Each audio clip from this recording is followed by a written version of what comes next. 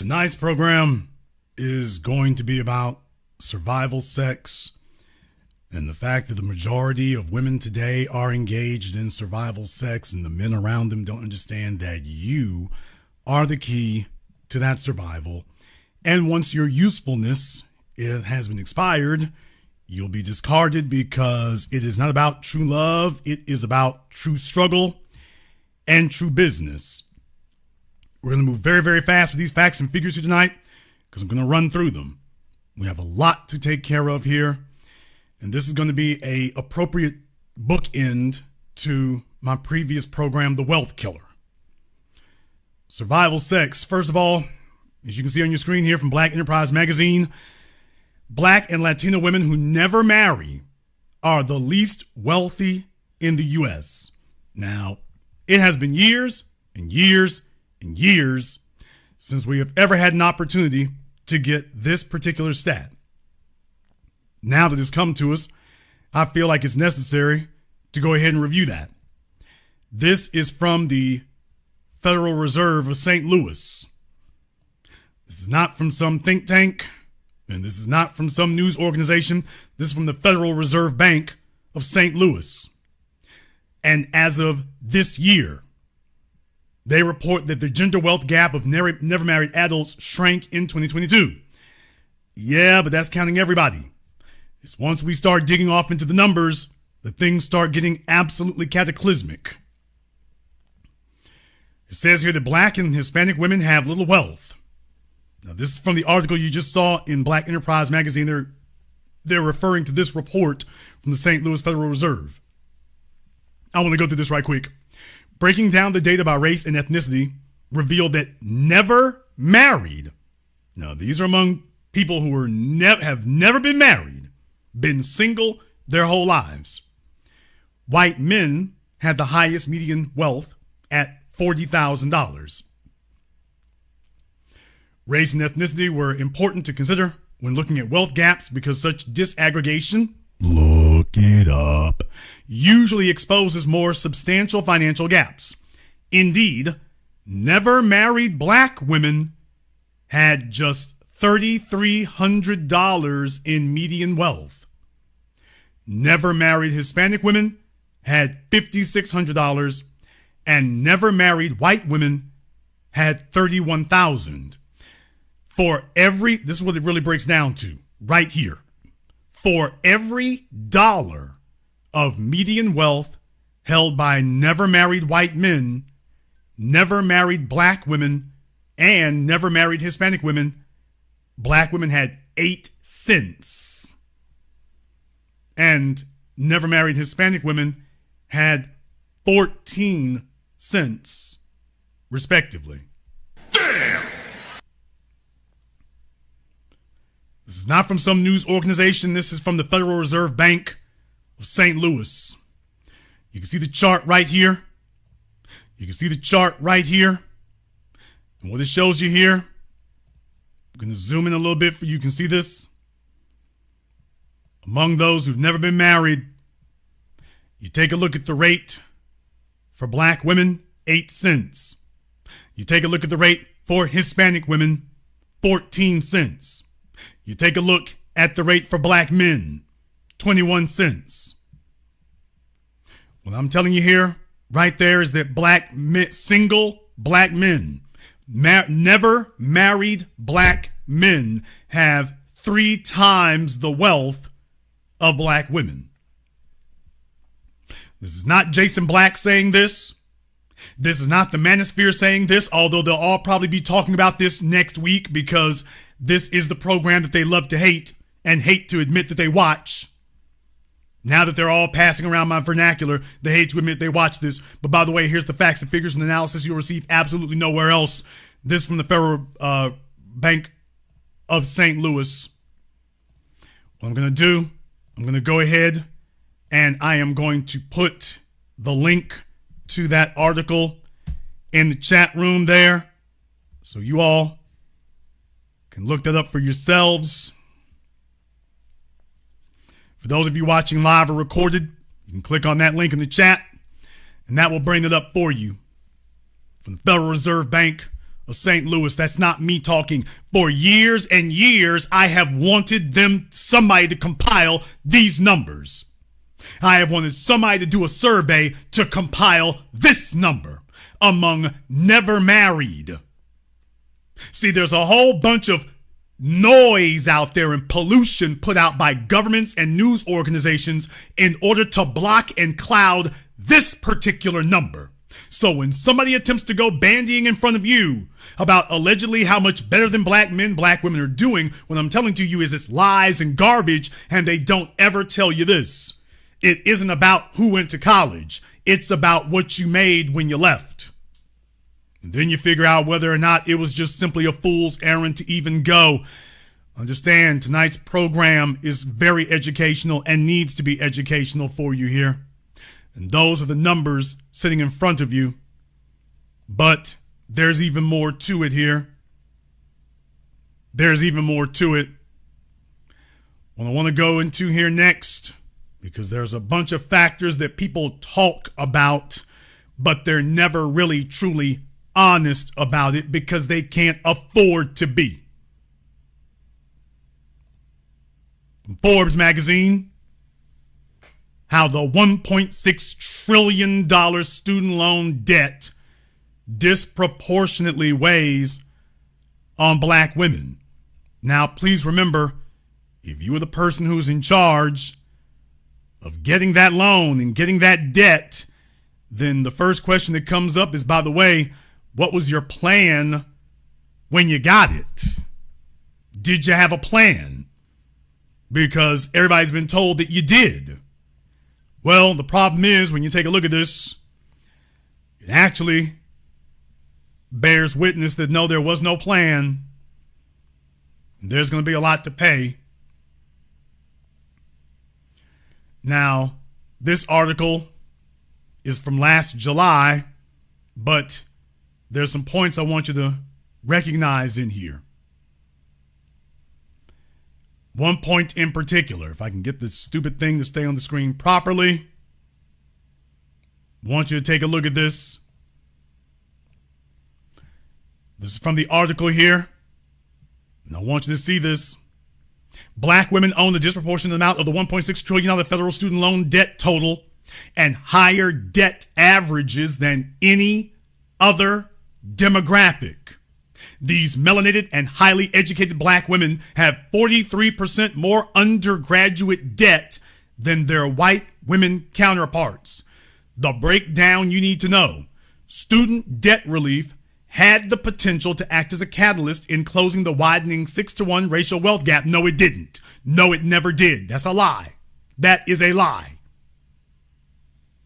So either they're pathological liars or they're idiots who cannot count. That's a lie. That statement is a lie. It's a mathematical fallacy. It's false. They're going to say here, however, black women have nearly 99% more graduate school debt. What? 99% more graduate school debt than their white woman counterparts 12 months after graduation, according to a study by the Education Trust. So in other words, for the black females who do go back and they got their bachelor's, but then they go back and get their master's or their PhD, shout out Kevin Samuels. For those who do go back and talk about they got their PhD, as I have told you forever, they are all swimming in mountains of debt. I have had black females who are nurses, black females who are business consultants, black females who are attorneys, several of them right here on this program. Every single one of them is carrying student loan debt into their 40s and 50s.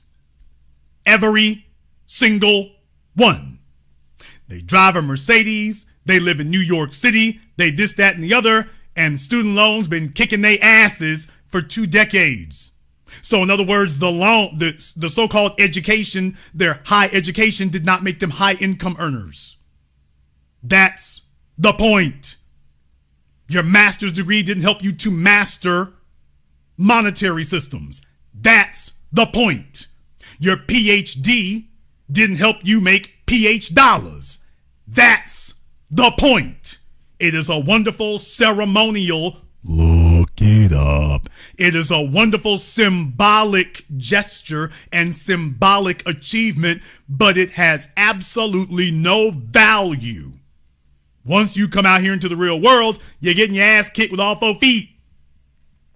This isn't Jason Black talking. That's not me talking. They go on to say here that herein lies the problem. Black women are less likely to see higher wages as a result of their education, according to the study. Specifically, college-educated black women earn 10% less than college-educated white women and 34% less than college-educated white men on average. This isn't me talking. This is Forbes letting you know that, by the way, that's what it comes out to. There's also one more thing here I want to show you on your screens from the article. It says white Americans hold 84% of the total U.S. wealth, but make up only 60% of the population. Now, that's not accidental, and that's not we earned it. That's engineered. So to anyone who wonders, yes, you live in the system of white supremacy. When there's 60% of the population have 84% of the wealth, yikes. So much for Asians and those non-black groups, by the way. That's not natural selection. That is discrimination and engineering. On the other hand, black Americans hold 4% of the wealth and make up 13% of the population. This means that the wealth of the richest 400 Americans, the wealth of the richest 400 Americans is approximately equal to that of 43 million black Americans, according to the Federal Reserve Bank of Minneapolis. I'm not bringing you somebody's news story. I'm bringing you the numbers directly from the Federal Reserve Banks of America. Not some special interest group, directly from the Federal Reserve Banks.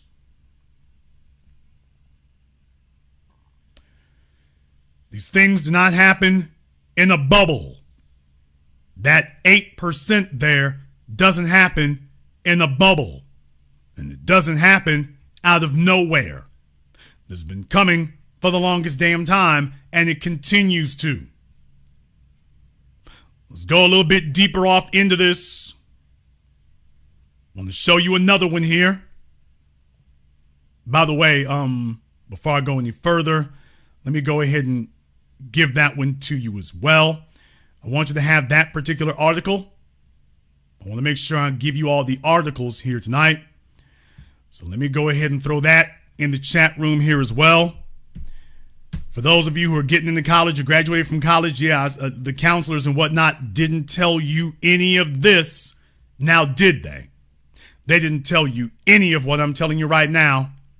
None of them said this. They got you off in that school, and there you've been ever since. But they didn't tell you this part while you were there. So thought I'd take a moment to just go ahead and point it out to you here.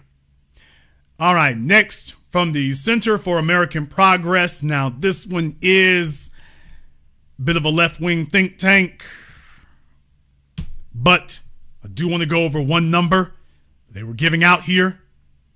They talk about women versus men, and that women are less likely than men to have 3 months of emergency savings. This conducted between 2015 and 2022. Women are less likely than men to have 3 months of emergency savings, 3 months. Women of color are the least likely to have 3 months of emergency savings. So it's black women, Hispanic women, Hispanic black women, the non-Hispanic black women, and then black men, then Hispanic men, then white women, and then white men. Why is this? Why is this? It's a very good question to ask, and there are a number of different reasons, but let's just be very, very clear. There are a number of different reasons, although it doesn't take a whole lot to figure it out here. It doesn't take a whole lot to figure it out. coming from IF Studies 3 years ago. 2 is wealthier than 1. Marital status and wealth outcomes among pre-retirement adults.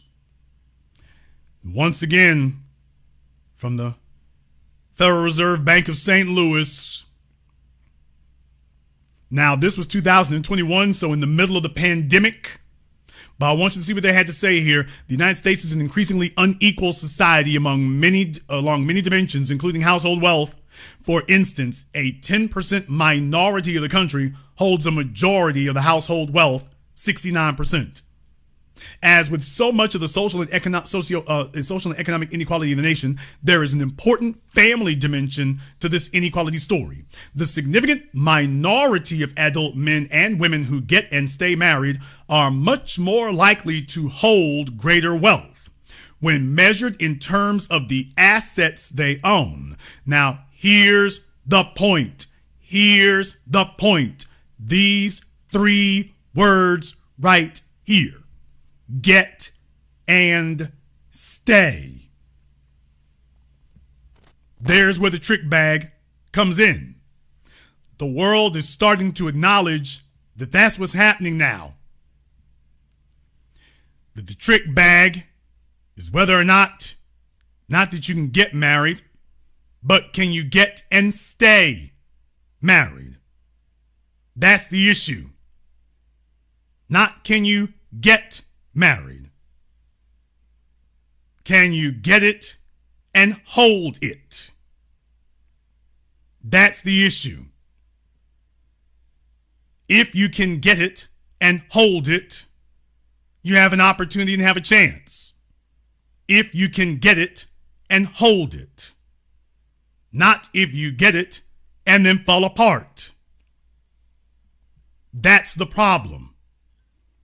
Without that, it doesn't work. That moves on to the next issue here. This is from Axios. This is from Axios. From Axios there, you can see what these other folks are not telling you. Axios is showing that the myth of closing the racial wealth gap through stronger families. There's an interesting one. The myth of closing the racial wealth gap through stronger families. I want you to take a look at that chart that they're showing you there. You see that? Median wealth of U.S. women by race and family structure.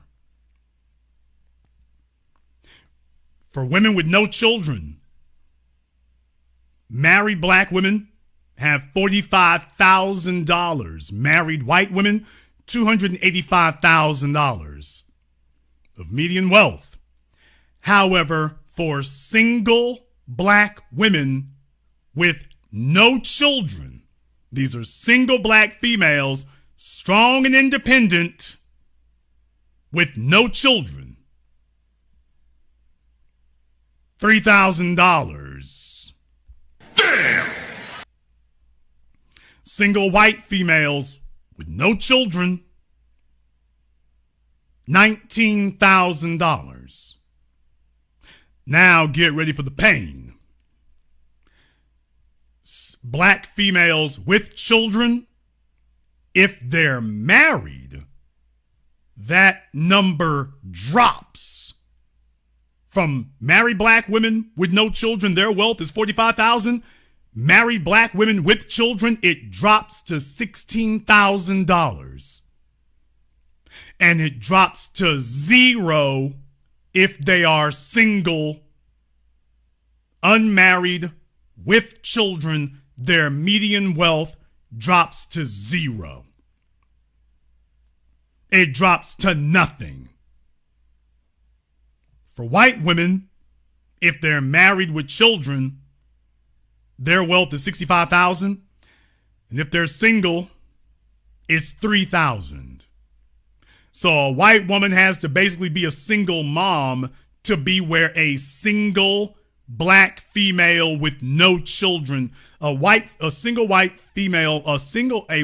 single mom has as much wealth as a single never married black female with no children.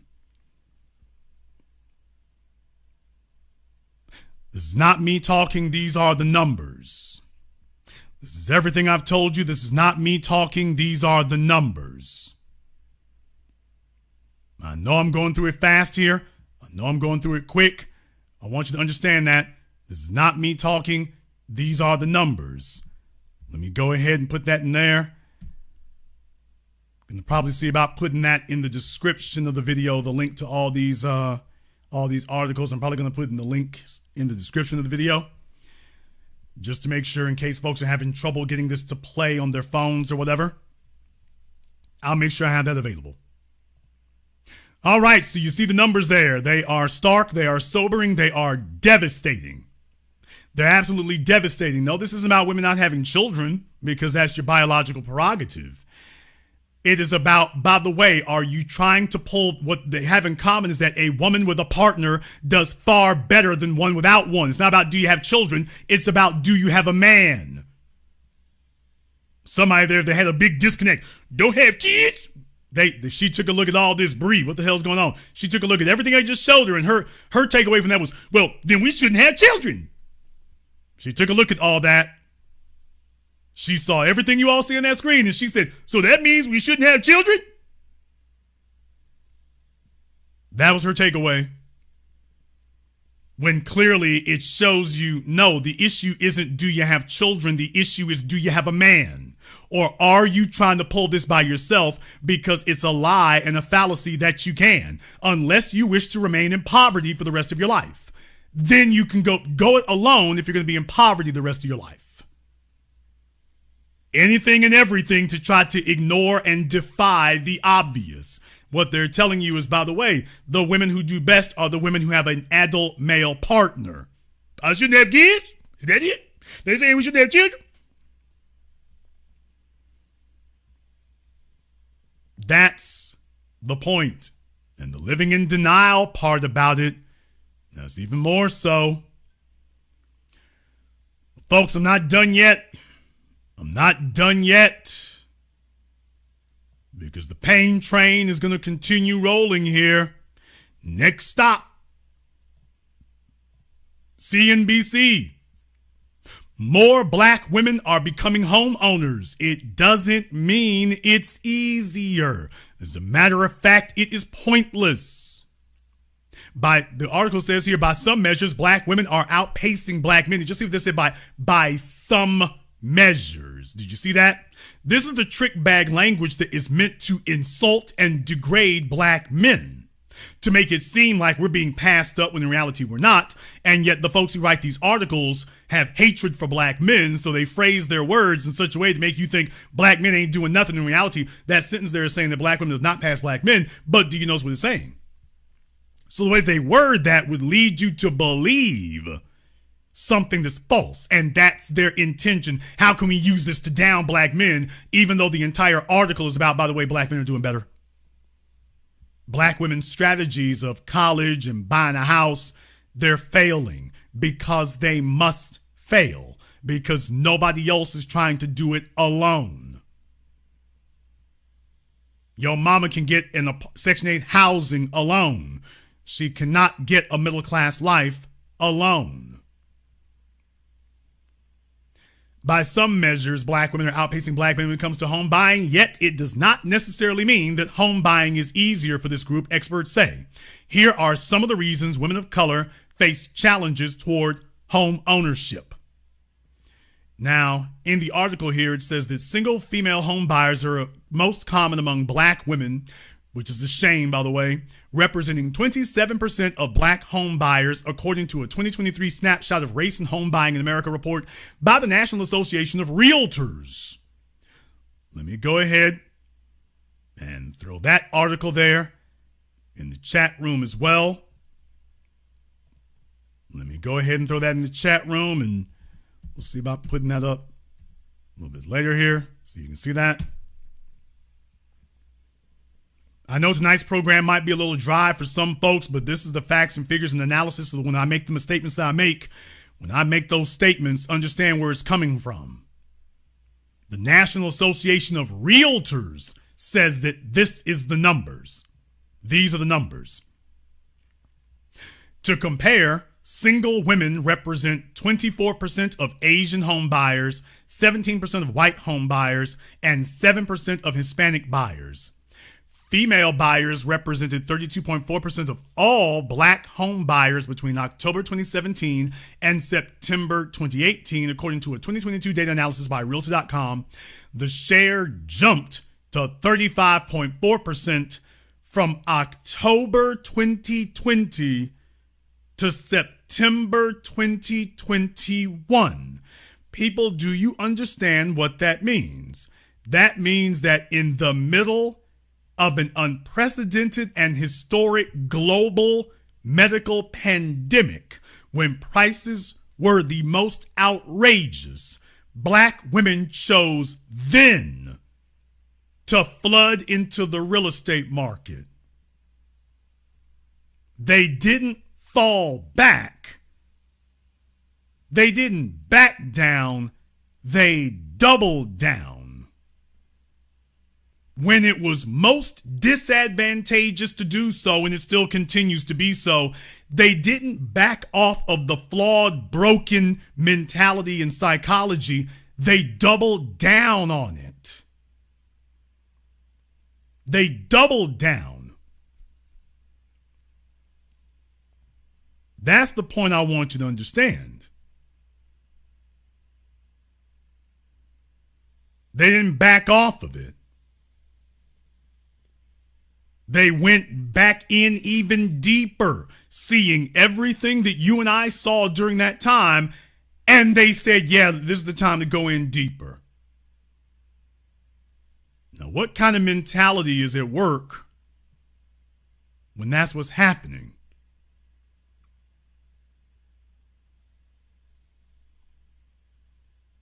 What kind of mentality is at work when everybody is out there buying? The next sentence that they go into says, but single black women buyers still face plenty of challenges. This is literally what they're telling you here. They still face, quote, plenty of challenges. Now, this is from CNBC. And I want you all to see what CNBC says here. You take a look on your screens. Number one challenge, education debt. Damn! While black women are becoming more educated, that word gets thrown around simply too loosely because it doesn't mean anything. It also means they are more likely to have student loans compared to other female undergraduate borrowers. Black women carry the most undergraduate student loan debt, averaging $41,466.05 a year after graduation, according to Bankrate. We've already shown you all that, by the way, they carry even more than that if they go into postgraduate studies. So, yeah, higher student loan debt can make it harder to save for a down payment and qualify for mortgages. Lenders consider student loan payments when figuring out how much you can afford. Folks, what does this tell you? That all this claptrap about I got a degree doesn't mean a damn thing because the degree has not translated into tangible financial benefits at any level, not as income, not as wealth, not as net worth. At no point has it become viable. Higher student loan debt can make mortgage access is number two. Lending standards in the early 2000s were more relaxed than they are today, said Channel. Single black women were less likely to be homeowners in 2021 compared to 2007. Now think about that for a few moments. So during the Great Recession, when they were throwing around loans as 0% mortgage rates, back in 2007, when they were throwing around mortgages all over the place, and we covered all that. For those of you who haven't seen the PBS Frontline special Money, Power, and Wall Street, you want to go check that out, and how the mortgage loan crisis was powered by black women back in 2005 to 2008. That economic crisis was the mortgage crisis, the subprime crisis was powered by black women. And now they're telling you that, by the way, they're more like, the single black women were less likely to be homeowners in 2021 compared to 2007. Less likely. So in other words, they backed off from the Great Recession, but not the pandemic. But they haven't caught up to where they were 20 years ago. Going on 20 years ago. That said, those who got mortgages before the Great Recession often didn't fare well. Banks were more likely to offer black women high-cost mortgages. You mean subprime, because your credit is not prime. Your credit is below or subprime. You don't really have the money. You don't qualify. You don't have a down payment. Your job ain't good enough. They were giving out subprime mortgages because these women wanted to get on Facebook and Instagram and floss about the house. They wanted to get online and floss about the house. And then you need to come back later and check out where they ended up at. During the Great Recession, black women were 256 people, 256% more likely to have a subprime mortgage compared to white male borrowers of similar economic circumstances, said Sarah Hasmer, Director of Housing Justice at the National Women's Law Center. 256. Did you get that? Next factor, low-wage jobs. Now, people, how is it that the so-called most educated group have the lowest paying jobs? If you got your degrees, shouldn't that immediately translate to a higher paying job? Clearly it doesn't. Low-wage jobs, black women as well as Latinas are also disproportionately represented in low-wage jobs such as childcare and hospitality work. Quote, these jobs are vastly undervalued but critical to our economy, Hasmer says. This is an argument that pay even the unskilled. What about all those degrees? The median hourly wage of a child care worker in 2022 was $13.71 per hour, or $28,520 annually, according to the U.S. Bureau of Labor Statistics. That makes it very hard to afford a down payment, which is one of the biggest obstacles to afford a home. Well, that person cannot afford a home because they're not in the right circumstances yet. Your grandmama didn't try to buy a house by herself.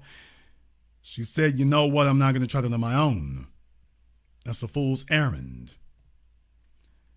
Well, did grandma know? Well, these folks here didn't. What did she know? That they didn't. That's the real point. There is a point there.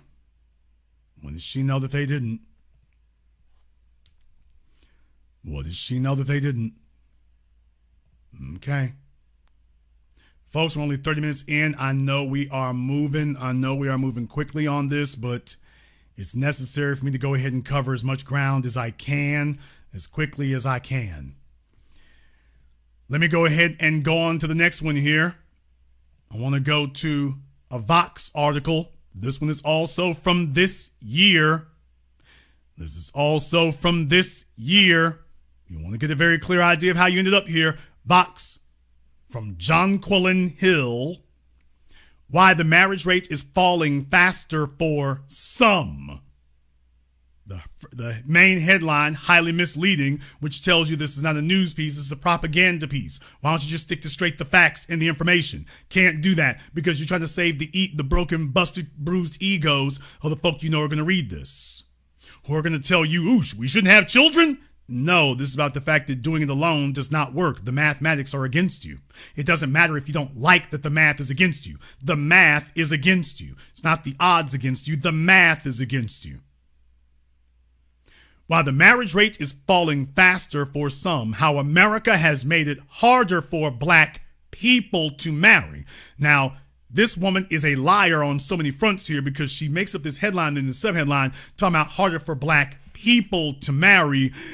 Till you get down into the actual facts and the numbers, then you wait a minute, it's not black people actually. I mean, black women are black people, but wait a minute now. Hold on a second. Trying to project this to everybody, when in reality we have a different issue going on there. I'm going to read some of this for you here. Back in the 70s, a little over 20% of black women had never been married. Now it's nearly 48%. Okay, but they married the government. We'll have veto power against black men. Well, congratulations. 4 decades later, you vetoed yourself out of middle class, not struggling, not embarrassing yourself, not wasting your life, working till the day you die, little things like that. Back in the 70s, it was a little over 20% of black women had never been married. Now it's nearly 48%. Why do black people get married less, and why does it matter? The first thing she tries to do here is talk about slavery in that context. Of course, as you all know, coming out of slavery and whatnot, we had a pretty high marriage rate. So then they want to talk about the government until 1968. But once again, your marriage rates were higher before then. So what changed was that when you shook hands with the government and said, okay, we'll take the government over a man. We'll take the government over a man. How this plays out, while many of these archaic policies no longer exist, their impacts are still felt today. No, the people who shook hands with them are still practicing the policies today. The racism entrenched by slavery, for instance, plays a role. Take colorism, the phenomenon of discriminating against darker-skinned people that has its roots in colonialism and slavery. Historically, lighter-skinned people have been privileged because they're closer to whiteness. This continues today within larger institutions and also within black communities. What? In 2009, a study found that for women under 30, lighter-skinned black women were married at twice the rate of their darker-skinned counterparts and 17% more than black women with medium complexions. You notice who they're talking about there, and do you notice who they're not talking about? Just thought I'd put that and make that context.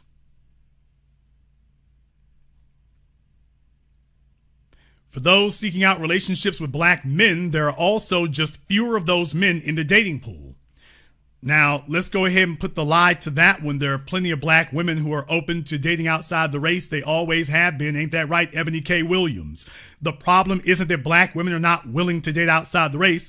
Black women can't find takers outside the race in any appreciable numbers. Maybe that has some correlation. Maybe there's a correlation that would hurt the feelings of her prospective readers, but maybe there's a correlation. Black men were incarcerated over 5 times the rate of their white counterparts. Across race, women are earning college degrees at a higher rate than men, so she's one of these not so bright individuals still bandying around this degree thing that we just debunked minutes ago. Across race, women are earning college degrees at a higher rate than men, making it difficult for women who partner with men to find partners with the same educational background and economic status. Here's the problem. Your degree does not make you wife material. Your degree has absolutely no relation to whether or not a man should marry you. This woman works for Vox, or at least she's probably one of these folks getting paid, one of these folks working for free, and talking about a degree and marriage when your degree has absolutely no relation to whether or not you are wife material. She's sitting up here trying to bandy this about as your degree attainment, doesn't that make you better for being a wife? Without asking, by the way, what is it that men look for in a wife? It doesn't matter. Whatever I say you should want, that's what you should want. You should want that. She's doing a whole article here, knowing that this is false, by the way. We've had a decade of debunking this. She knows this is false, but she's saying it anyway because the audience that she's targeting, she knows they want to be lied to because they have invested in their ideology of single motherhood, silliness, idleness, in some cases outright psychoses. I want to be isolated and locked up in the closet. I'm married to the government. I'm married to my job. And tell me that I'll be happy and okay. They are broke down. They've messed up their lives. In many cases, they've permanently scarred themselves and their children. And this woman's coming right back and repeating the same damn thing. Because who are the easiest people in the world to make money off of? Delusional females who want to be lied to. It says here that black women make up 66% of all African-American bachelor degree holders. And those with degrees are more likely to marry someone with less education. Yes, because that is where you rank.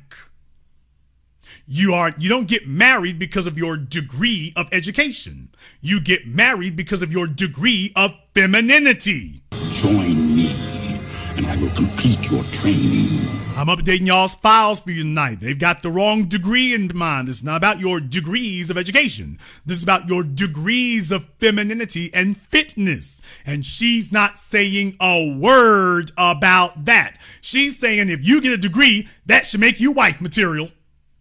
And not just wife material, because here's the issue. Women don't want to marry a man. Women want to marry a winner.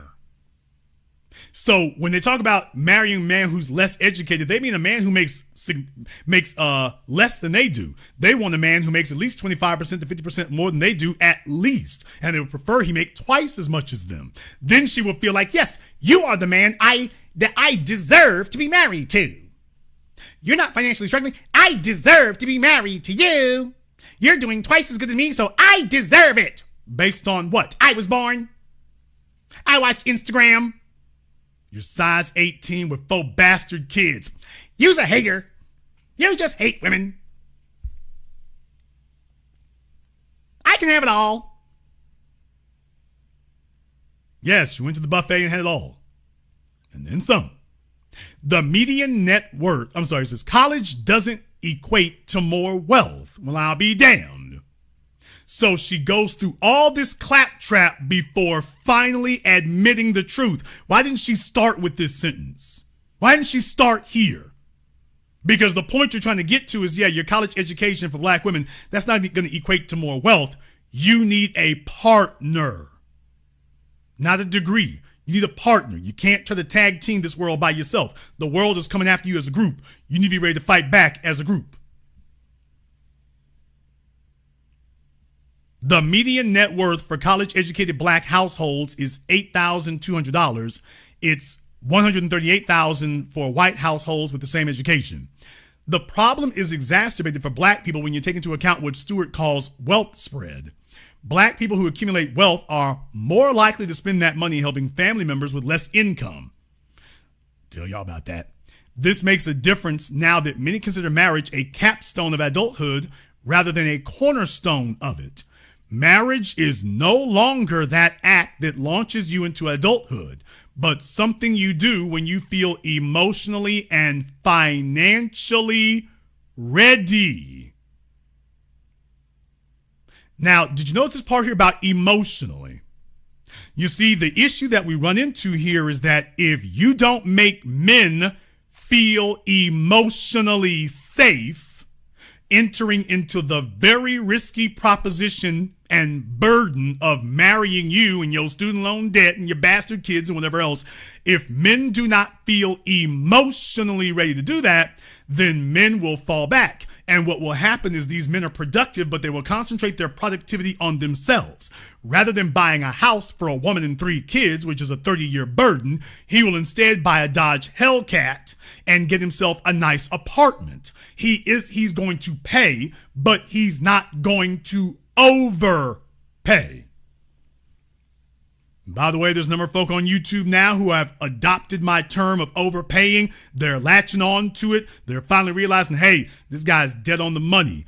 These young men are willing to pay. They're just not willing to overpay because they're adding up. Well, what's the benefit I get from taking on this female who's going to be talking about degrees, and I got to work 3 times as hard to get less than I was getting when I was dating her?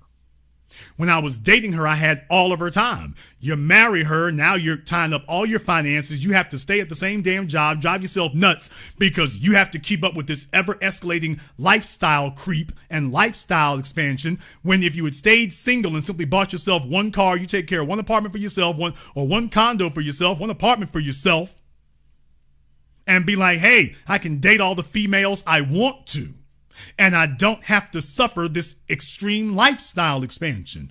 What's wrong with that? And so the females are like, well, what's wrong with it is I'll never be able to quit working if you keep paying for that Hellcat in that apartment. I need you to give up that car and that apartment so I can live better. Because the numbers are very, very clear that if you do not have a man who is willing to sacrifice on your behalf as a woman, if you don't have a man who will partner with you and sacrifice and carry that burden, you will spend the rest of your life struggling. Because the first thing that you are going to do, you're not going to try to figure out how to pick up a 150-pound bag of cement. You're going to go to school and try to figure out how you can get a job in an air-conditioned office. And the problem is the overwhelming majority of you have flooded the market with all these useless symbolic degrees. You flooded the market with them. They don't have to fight to get y'all no more. You're all over the place. They don't have to fight to get teachers like that, social workers like that, psychologists like that. They don't have to fight for that. You're a dime a dozen. Not that you were going to make a bunch of money with it anyway. So you go off and get the degree and figure to yourself, I'm going to get me a nice indoor air-conditioned job. The things that pay the most are not going to be nice and indoor air-conditioned. And if they are, you're going to have to go get something in STEM. And if you're going to avoid that, you can't make it. Whole bunch of females lying about they're in STEM and they're actually not. And they're actually not. And they're actually not. But she doesn't want to have to admit to the obvious here. Men don't feel emotionally, financially safe. This isn't about emotionally, financially ready. If the men don't feel emotionally or financially safe, they're not gonna walk off into a meat grinder. And most black men today are unmarried and without children. That works very, very well for a man because our runway to start a family is from roughly the age of 13 till dead. And actually beyond death. We can actually sire children beyond death. So our runway is damn near eternal. Females, on the other hand, if she wishes to have a biological child, she's got about a 15, max 20-year window. And then once you start getting past that 15 mark, and it starts getting ugly. So as men, you can't bully us into pulling the trigger early. You can't bully us into that. So you just have to go find some luckless simp who doesn't have regular sexual access. Let me pin his ass down, and those are the ones you hate the most. Because, yeah, he might have some financial income, but there's no passion for him. He's a walking paycheck. That's all he is. There's nothing else for him. You have nothing else for him. It's like, look, drop that paycheck off and carry your little goofy ass. Now, you see what they say next here? The statistics might not seem great if marriage is something you desire. But if you're looking for love, all is not lost. Sure, the marriage rate is down, but that also means it was up at some point. Numbers are ever evolving. In other words, she can't help you hoes. Did he say hoes? I sure did. And deal with it, nigga. She said, well, wait to see if the times get better. Because she has absolutely nothing to offer you. I did tonight's program here. I've done tonight's program because I want you to understand exactly what you're up against and what that means.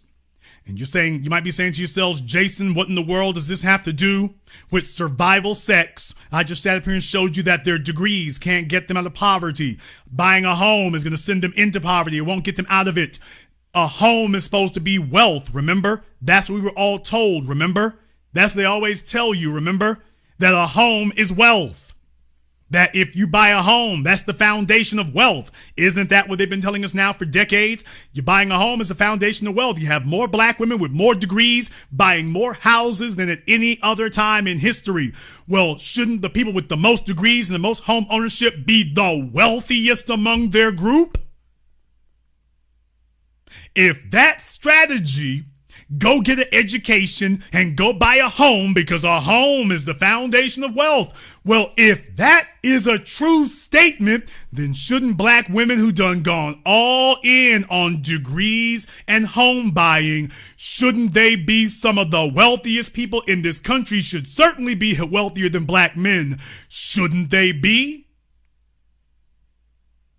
So we just blew up and debunked that home ownership wealth myth here because, if that was a true statement, then you just proved, hey, they got more degrees than black men, more home ownership, or going into it deeper than black men, and yet they're the poorest. Yet they have less wealth than black men. So what is it that black men know? Never married, no children having black men. What is it that we know, and what is it that we're doing that black women, whether they're married with children or single without children, are not doing? Because clearly we got the edge. Obviously we have the edge. So what is that edge? There must be a strategy that we're using that's working for us better than it's working for them. There must be something that we're doing that they're not doing, or that they are doing something that we're not doing. And they're doing it a hell of a lot. Must be something to it. You want to know what it is? You want to know why it is that so many females today are laying on the pressure hard and heavy on men? They say on the one hand they don't need a man, but every time you turn around, these niggas don't want to get married. Everything's about marriage, bam them over the head, marriage. And the older they get, the more desperate and ravenous they get. I need to find a fellow who will legally obligate himself to me. I need to. Jason, why is that? Because the next thing I'm going to show you, we went through a lot in this last hour. We went through a whole lot in this last hour. But the next thing I want to show you here is the capstone on it. By the way, if I didn't put it in the chat room for the Vox article, let me go ahead and throw it in there. If I did, I'll just put it in there twice. Let me go ahead and toss it in there for you. The next slide that I'm going to show you all right now. For the fellas out there, there's a bunch of you fellas right now. You got a female next to you. Nigga, you just got her because that heifer needs a place to stay. And I'm not joking. How many of you knew this? Damn!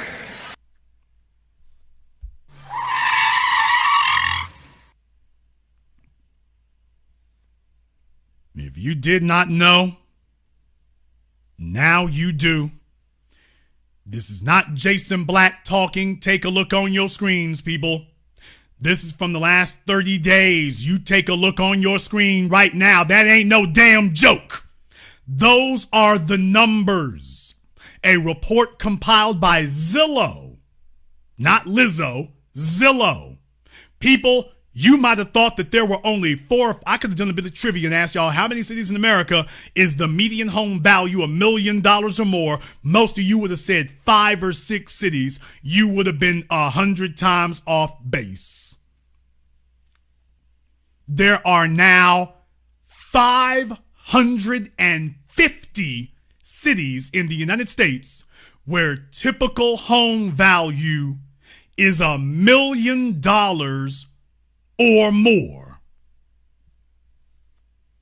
If you want to know why I told you at the beginning of the program that this is my follow-up to The Wealth Killer, if you want to know why that is, this is the reason why. Because, folks, the game done changed. And by the way, yes, I called this years and years ago. I keep calling it over and over again. There's a bunch of you dudes out there who you just dumb as hell. You've been lame your whole life, and you just happen to have some kind of female who sleep with you on a regular basis, and she's just like, look here, I wouldn't be laying under this nigga if I could afford a place on my own.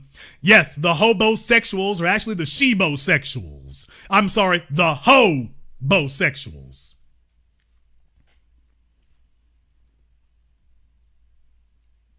$550 cities in the United States now have a median home value of $1 million or more.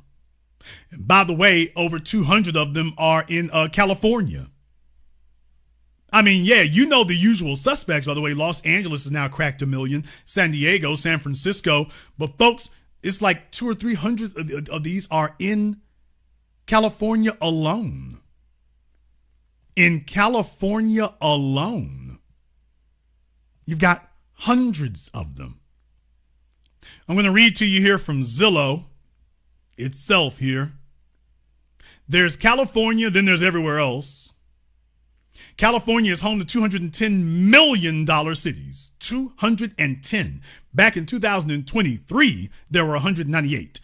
2024, there's now 210.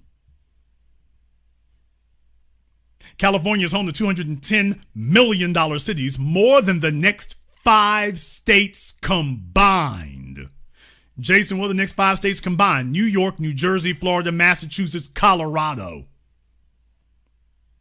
It says New Jersey has added the most million-dollar cities over the past year, gaining 14. Florida, Texas, and Delaware are the only states to have a net loss in million-dollar cities over the past year. Florida lost 3 million-dollar cities: Siesta Key, Santa Rosa Beach, and Sanibel, while adding one in the village of Palmetto Bay near Miami. Texas lost $2 million cities in the Austin area, Sunset Valley, and Valente, and added Bel Air outside of Houston. So Sunset Valley and Valente fell off the $1 million list, but Bel Air outside of Houston, so y'all talking about Sugarland. For all these folks talking about Sugarland, by the way, there's a new Bel Air on the block in Houston, Texas, of all damn places. The typical home in Delaware's Dewey Beach fell below the $1 million cutoff. Let me go ahead and go over some of these numbers here with you all. Matter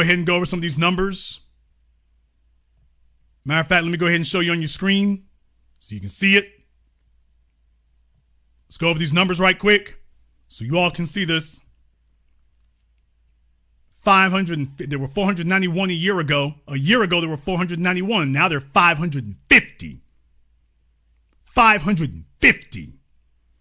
Take a look at the states: California, New York, New Jersey, Florida, Massachusetts, Colorado, Washington, Hawaii, Texas, Maryland, Virginia, South Carolina, Connecticut, Minnesota, Utah, Illinois, Missouri, Nevada, North Carolina, Wyoming. They got like 4. In Nevada, North Carolina, and Wyoming, they got 4 $4 million cities. 4. Montana, 4. Arizona, 4. Idaho, Tennessee, 3. New Hampshire, 3. Now, you notice that there are some states that ain't even on the damn list, including mine. By the way, do you realize how much of the United States this blankets now that most of you are in a state that has $1 million median home value city? Most of you. And then you wonder why it is that Bumble is putting out shame ads trying to shame the females now and tell them, you know, celibacy ain't gonna work for you. Y'all need to get back over here on Bumble and start throwing it down because the men are leaving. And my point is, fellas, ain't no woman gonna pay no $1 million unless she's brain damaged. She's not gonna pay $1 million for a house. First of all, she can't afford it. But second of all, she's like, I'll be damned. You'll be buried under that thing. Yeah, you will. And you'll have to work your ass off to get it. And she already doesn't make enough money. So what do? Go get you a man and let him carry that burden. Because where you live is going to determine everything else.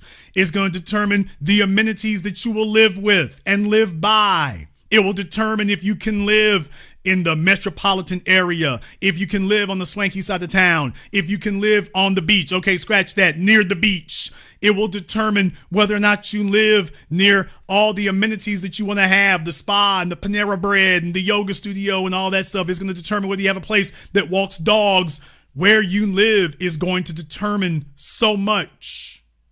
Do you like snow? Do you not like snow? Where you live is going to determine that. And what the women are realizing is that it's taken too damn long to get there. And by the way, all I've done is lay on you some of these negative ass vibes. I've only laid some of them on you. Like, Jason, is there more? Have you done the math on this stuff right here? Have you considered that the woman you sitting next to, I try to warn you fellas, listen to me. These women, when she tells you that she wants a G-Wagon, nigga, she ain't joking. And deal with it, nigga. She's not kidding. Fellas, no. Yo chick, the one you laying there, yes, she really wants that. I cannot impress this on you fellas enough. She was born. She knows she gonna live. She knows she gonna die. She wants to know what it is like to experience resting them butt cheeks in a G63 or a G550 before she leaves this world. And she means that. She been looking on Facebook and Instagram for 10, 20 years, but if she ain't letting that go, I want the men listening to me to understand the biggest lie your woman will ever tell you is that she let that go. The hell she has. The hell she has. She ain't letting that go. She wants it and she means it when she says she wants it. She is not letting that Fendi bag go, that Chanel bag go. She ain't letting that go. She's not. And it gets worse when you start elevating this to these $1 million places. Jason, it gets worse. How? Because if you live in Colorado, for example, let me go ahead and give y'all an educational trip right here. Let's go ahead and get into the education of it. The 720 degrees of analysis you'll receive absolutely nowhere else because they cannot give it to you. Let's just say you live in Colorado, for example. So you're talking about Denver. You're talking about Colorado Springs. You're talking about Boulder. Yeah, you're also talking about Aspen and Vail. You're also talking about Aspen and Vail. And if she wants to live in Aspen or near Aspen or in Vail or near Vail, so you're going to at least want to be near Colorado Springs. If you don't want to live directly in those areas, the furthest out you're going to want to be is Colorado Springs. That's going to be the furthest out you want to be. And by the way, it gets bitterly cold there. Even during some of the spring months, it gets bitterly cold there. But let's just say you want to do that. Okay, you take a look at what the hell's happening in Colorado Springs. You want to know. Okay, but she wants to live in Vail or near Vail. Have you seen how much it costs to go to Vail, Colorado, or Aspen? Have you seen what those prices are? So if you plant her near Colorado Springs or near Vail, it's going to be like somebody living near the beach in California. She's not going to want to just hear about Aspen and Vail. Now that she lives there and she lives in a $1 million house and you're carrying the freight, she expects you to finance her going to Vail and Aspen. Otherwise, what good is the $1 million house? If she cannot enjoy the lifestyle that should come with that $1 million house, and she ain't gonna carry the freight.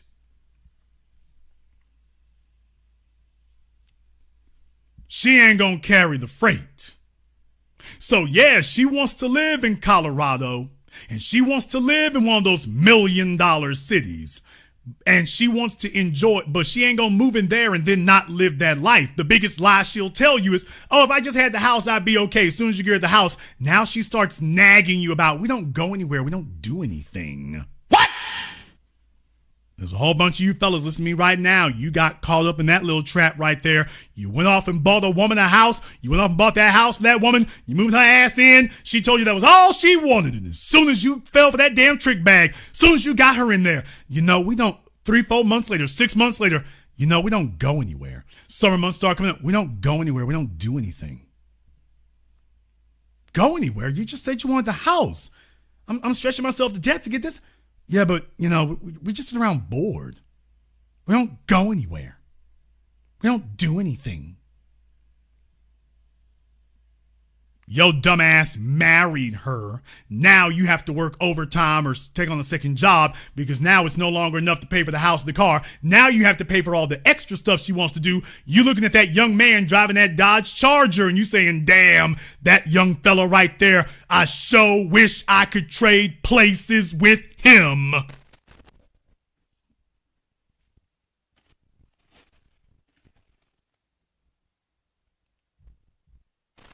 Hurting feelings tonight.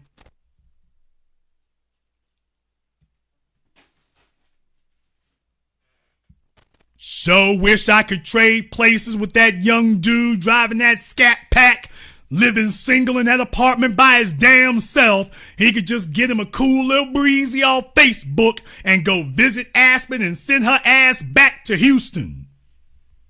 When he gets done, hang out with her and go back home. And keep his money in his damn pocket and not be obligated to it. Because then it gets worse because the court system isn't going to penalize her if she says, well, I moved in with him, but I'm not happy. I'm bored. He's a wet rag. I'm not fulfilled.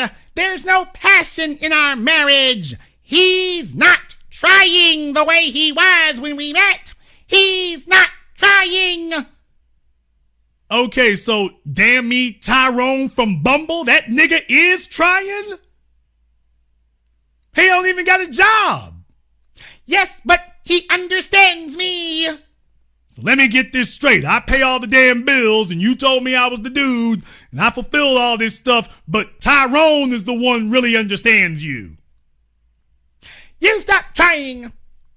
Okay, the court, Judge Wapner don't give a damn what you niggas going through? Judge Wapner don't give a damn what you going through. He's like, hey, she ain't happy. All right, we gotta break this marriage up. Oh, that house you paying for, we're so glad. Well, she don't mind splitting it 50-50 and you sitting over there with steam coming out your damn ears.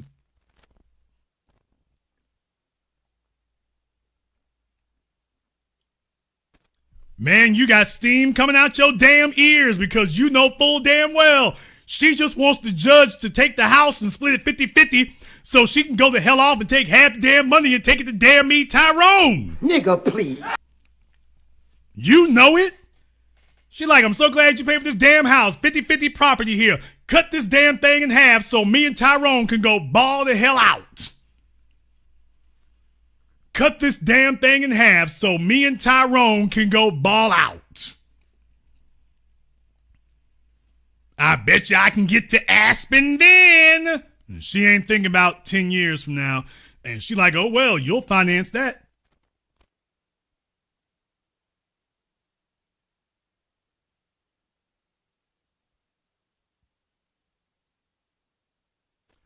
Let's go down the list here. Let's go down the list. Your chick living down there in Texas.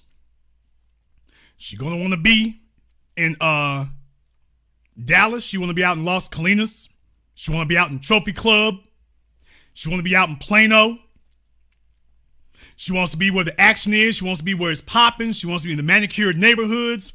She wants to be there. She can go floss. She wants to be there. She lives in Washington. She wants to be in Kent. If she's not in Seattle, she wants to be in Kent. She wants to be there. If she's in Maryland, same damn thing. She don't want to be in Baltimore. She probably wants to be in Prince George's County. She ain't trying to be in Baltimore like that. South Carolina, she's trying to be in Charleston.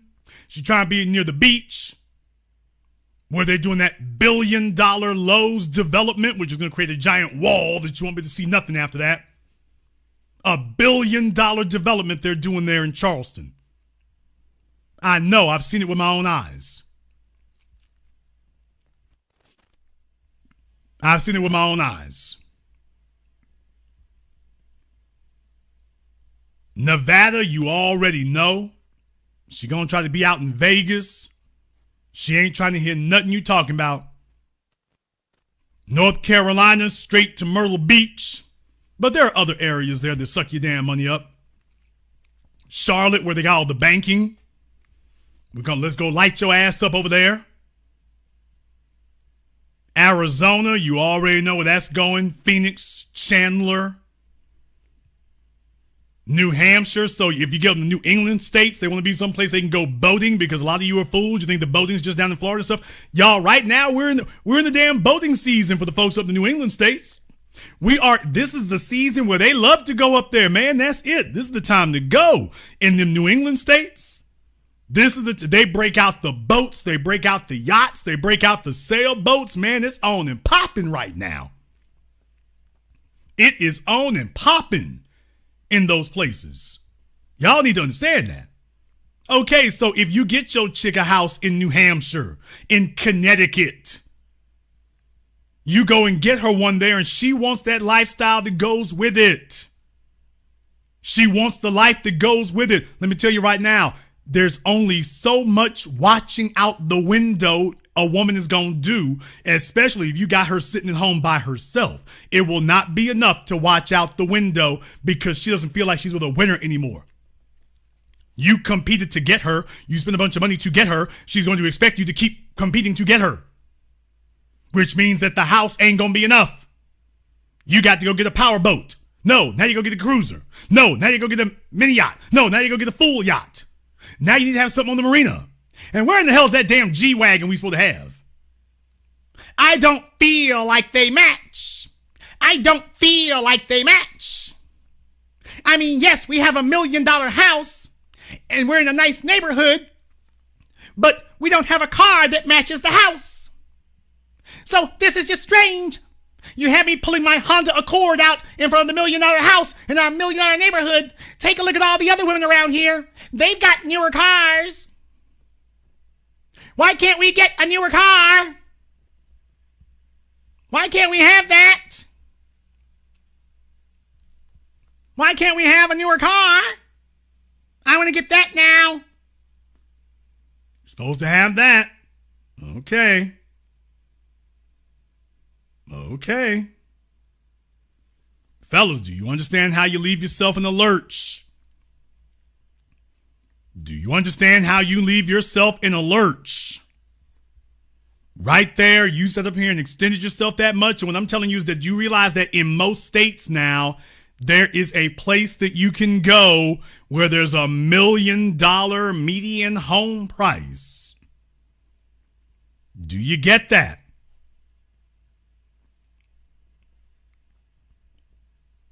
Do you get that?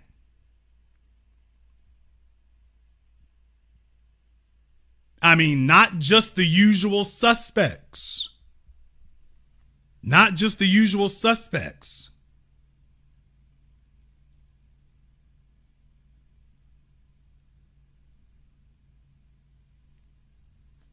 That's the part I want you to understand. You're thinking about the usual suspects, California, New York, New Jersey, Florida. Yeah, we got that. But what I'm telling you is that you realize in most states now, there is a place you either live in one of those $1 million cities or you live near it. And the point is that the women who sacrificed everything they got to get this trophy, the women who did that, man, they're not trying to sit up here and be without that.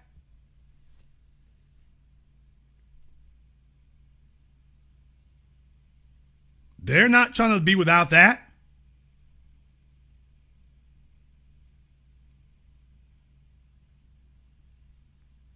They're not trying to be without that.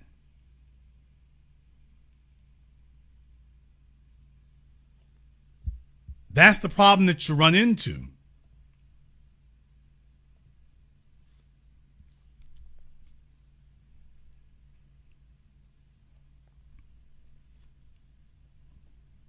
I'm telling you, fellas, that what you're looking at now is the era of survival sex. That's why the women have consolidated on the top 20% of men.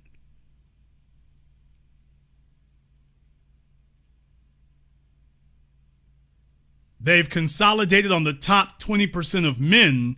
And what that does is it puts a stranglehold on that bottom 80% of men.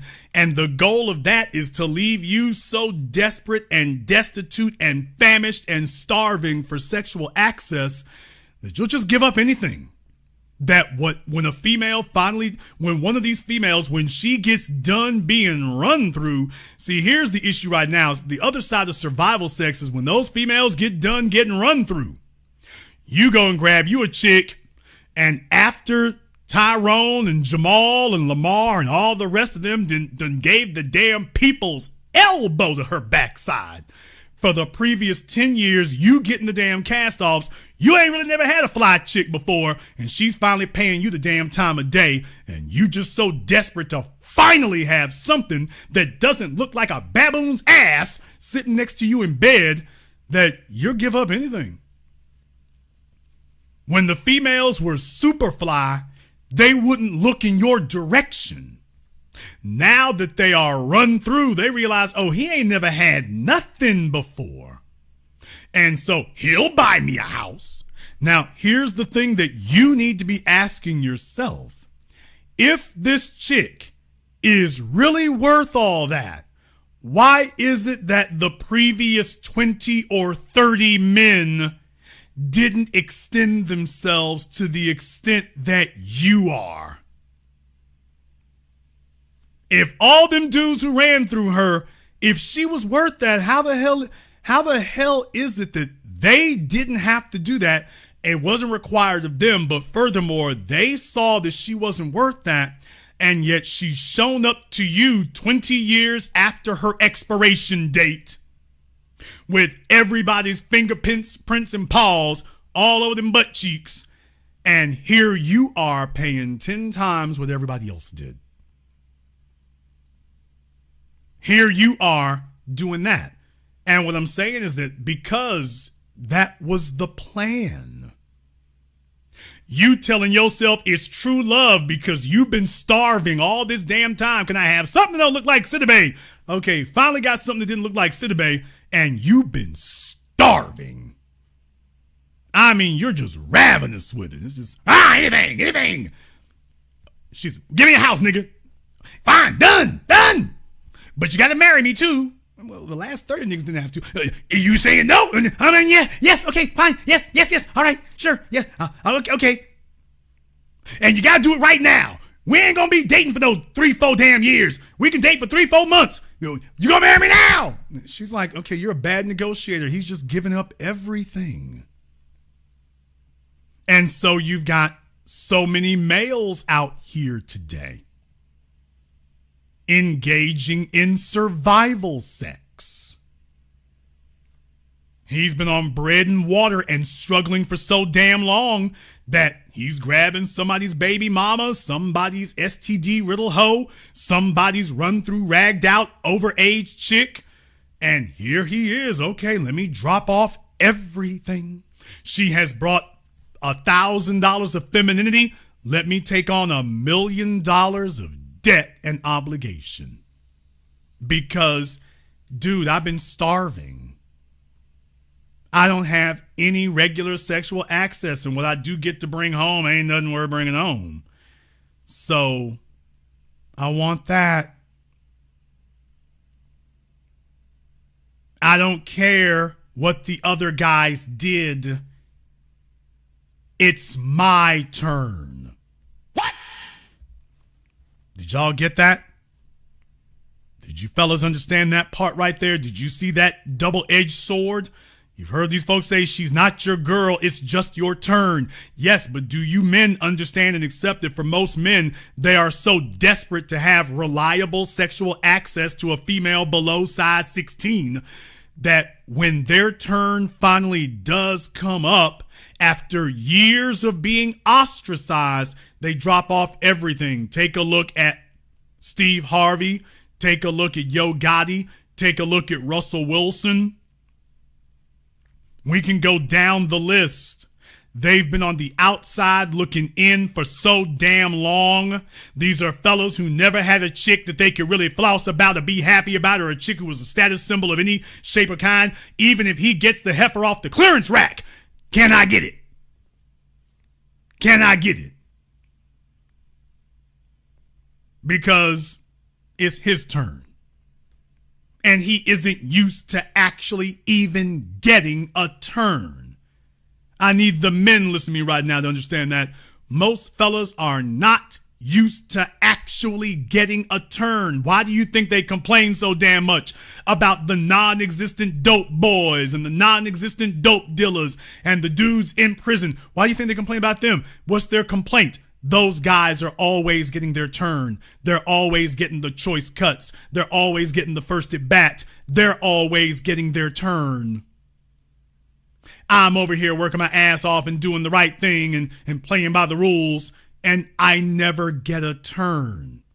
Every time it comes close to me getting mine, I get passed up. I don't get my turn. I don't get my turn. In the chat room, Queen Nubia, I'm going to open up the phone lines here.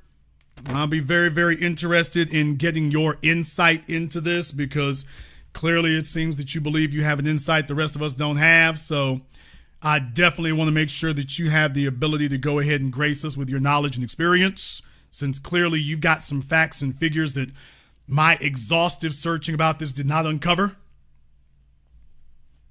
Because, by the way, if they're so happy, that divorce rate seems to disprove that. But you have you're going to have your opportunity here in just a couple of minutes. Not doing a couple of minutes. So she's going to be able to talk to us and explain to us exactly what in the world what in the world it was that we missed with everything I brought you all here.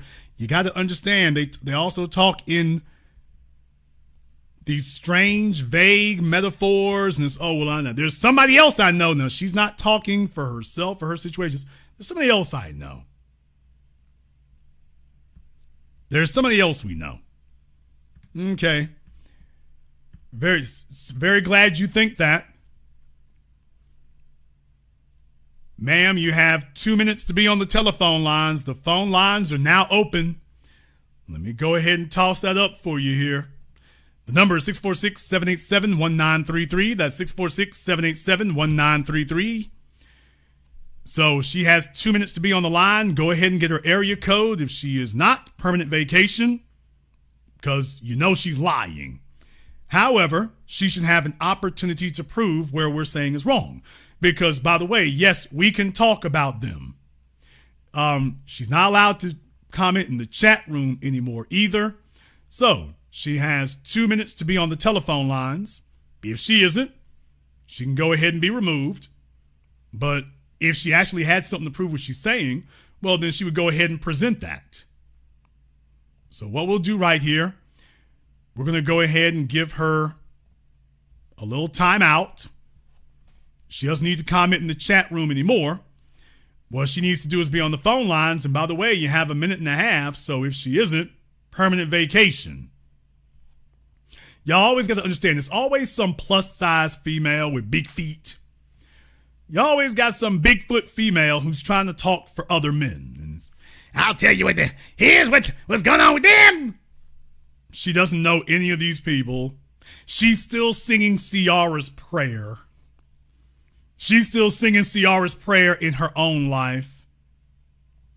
Lord, if you send me one to make up for all I done did.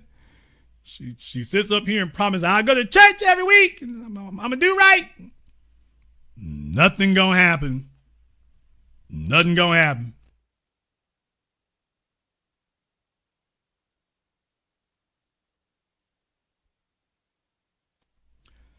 Let me go ahead and open up the telephone lines. While I'm at it, let me go ahead and open up the Zoom as well. Do remember that we do give priority to Zoom. The only thing that we ask is if you're going to be on Zoom, make sure you have your camera and your microphone on. If they are not, we will just assume that you were attempting to troll and it failed miserably and permanent vacation.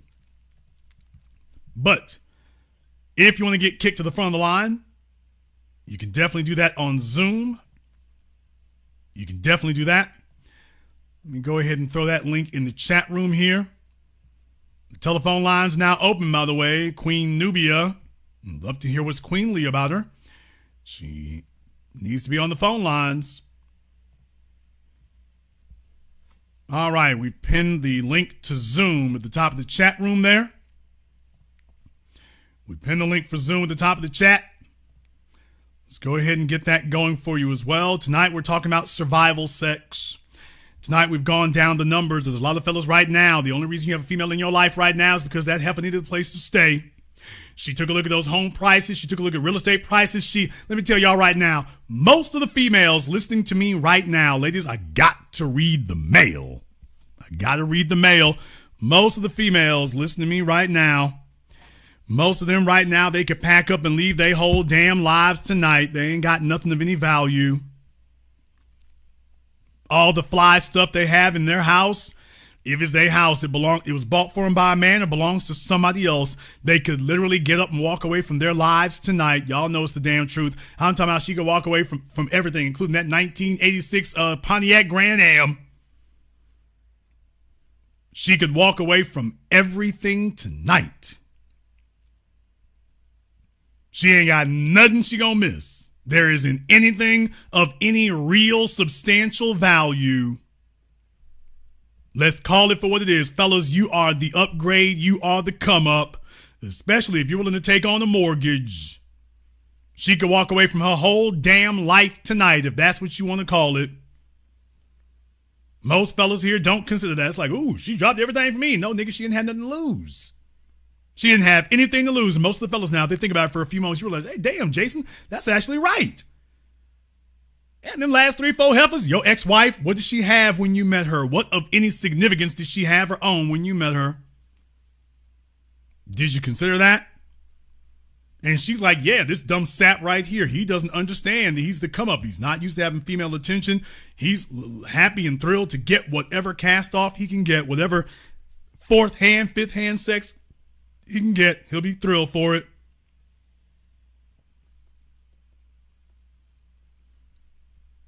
Let me go ahead and get the chat room here. Let me get caller from area code 646. You're on live with the business. What's your name? Where you calling from?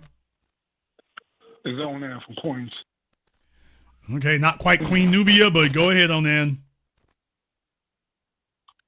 Oh, so I just wanted to address something about marriage. As far as marriage and how it's looked at today, I think it's looked at backwards. Whereas people got married back in the day so they could consolidate their resources.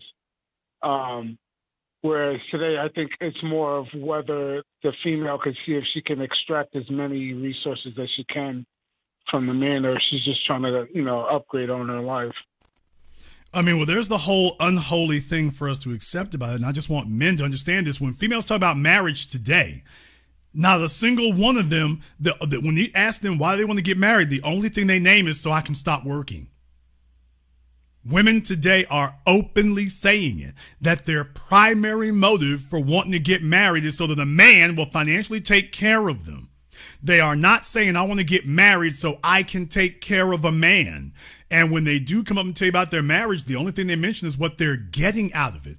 They don't mention a word about what they're giving. Oh, yeah, and what they're getting, they always want to show you, they try to imply, because most of them are lying their asses off, but they try to imply that they're getting something financial. That's what they try to do. They try to imply that they're getting something financial. So everything is about the finances. If you remove the financial component from marriage, all the females will be single moms. Half of them are now, because when they're younger, they don't consider the finances to be an essential element. Once finances become essential, all of a sudden I gotta get married.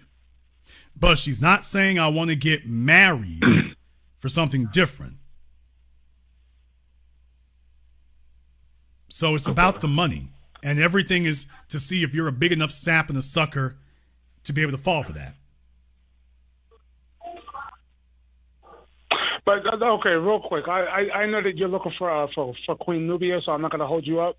But just real quick, I just wanted to know: do you think that that's by nature, that women look for for men with resources, or do you think that it's more of a cultural thing? Well, yes, Like, absolutely. whereas- It is. No, it's biological that women are looking for a man who can be the best provider for them. Absolutely, it's biological. Here's the problem. The problem is that it costs a man to do that. It always has. When we were in hunter-gatherer societies, all it cost you was to be the best Boy Scout in the tribe. If you could hunt and fish, you were the best provider. You are not required to contribute or maintain a capitalist system in a modern industrialized economy. The requirements have astronomically shifted from that. It costs us to take care of a woman to provide, and much less to provide a lifestyle. We would have been the royalty. The poorest black folk today would be the royalty of any society from 200 years ago. We'd be the royalty. And what I'm saying is, by the way, the rest of the world is kept up, so you're the poor folks today. Think about that for a few moments. So with that being the metric that's being used, it would be one thing if you were getting an equal deal. The man would go catch the fish, the woman would clean and cook the fish. That's a very simple trade-off. And it's very equal. Just listen. It's very equal. That is a simple trade-off, but it's also an equal and a fair one. I catch the fish, which takes more work and more effort. We'll catch the fish, you cook and clean them. I'll kill the rabbit, you cook and clean them. I build the hut, you take care of the kids. That's a very simple, easy, equal relationship. That is not what they're asking for today. I have to remind you all, take a look at the house your grandfather bought for your grandmother. Now take a look at the one you're expected to buy today. Go visit your grandparents and go take a look at their house, and then go take a look at the one that you are expected to buy today. You're not in the same neighborhood. For many of you, you're not even in the same city. You are expected to do far more to meet that man with resources definition. Far more. Yeah. Not a little bit more. You're expected to do radically more. And it would be different if the female was coming to you with $1 million of femininity. It'd be different if the female was coming to you looking like $1 million, talking like $1 million, representing like $1 million. It would be different if that's what was happening. And the point is, we have women with $1 million expectations bringing you goodwill material and telling you here, now pay not just a little premium, pay an outrageous one. I want $1 million of resources while I bring you Rodney and Lamar's leftovers. And not even the good ones, the sagging, sloppy leftovers. And it's like, so you want me to commit $1 million life to that? Now, that's on the further end. Median home price today is over $400,000. So to a fella just getting started today, just even if you're not asked to put out $1 million, no, you're not being asked to put up $1 million, you're just being asked to put up $400,000. Now what? And are you getting $400,000 worth of femininity? So if she's hooked up with you, it's because she couldn't do any better. All right. Hey, I'll land there, because I know you're looking for somebody else, but I'll land there. So B1 $. Thank you very much for giving us a call tonight. Let me check here and see. Is this the caller from Costa Rica?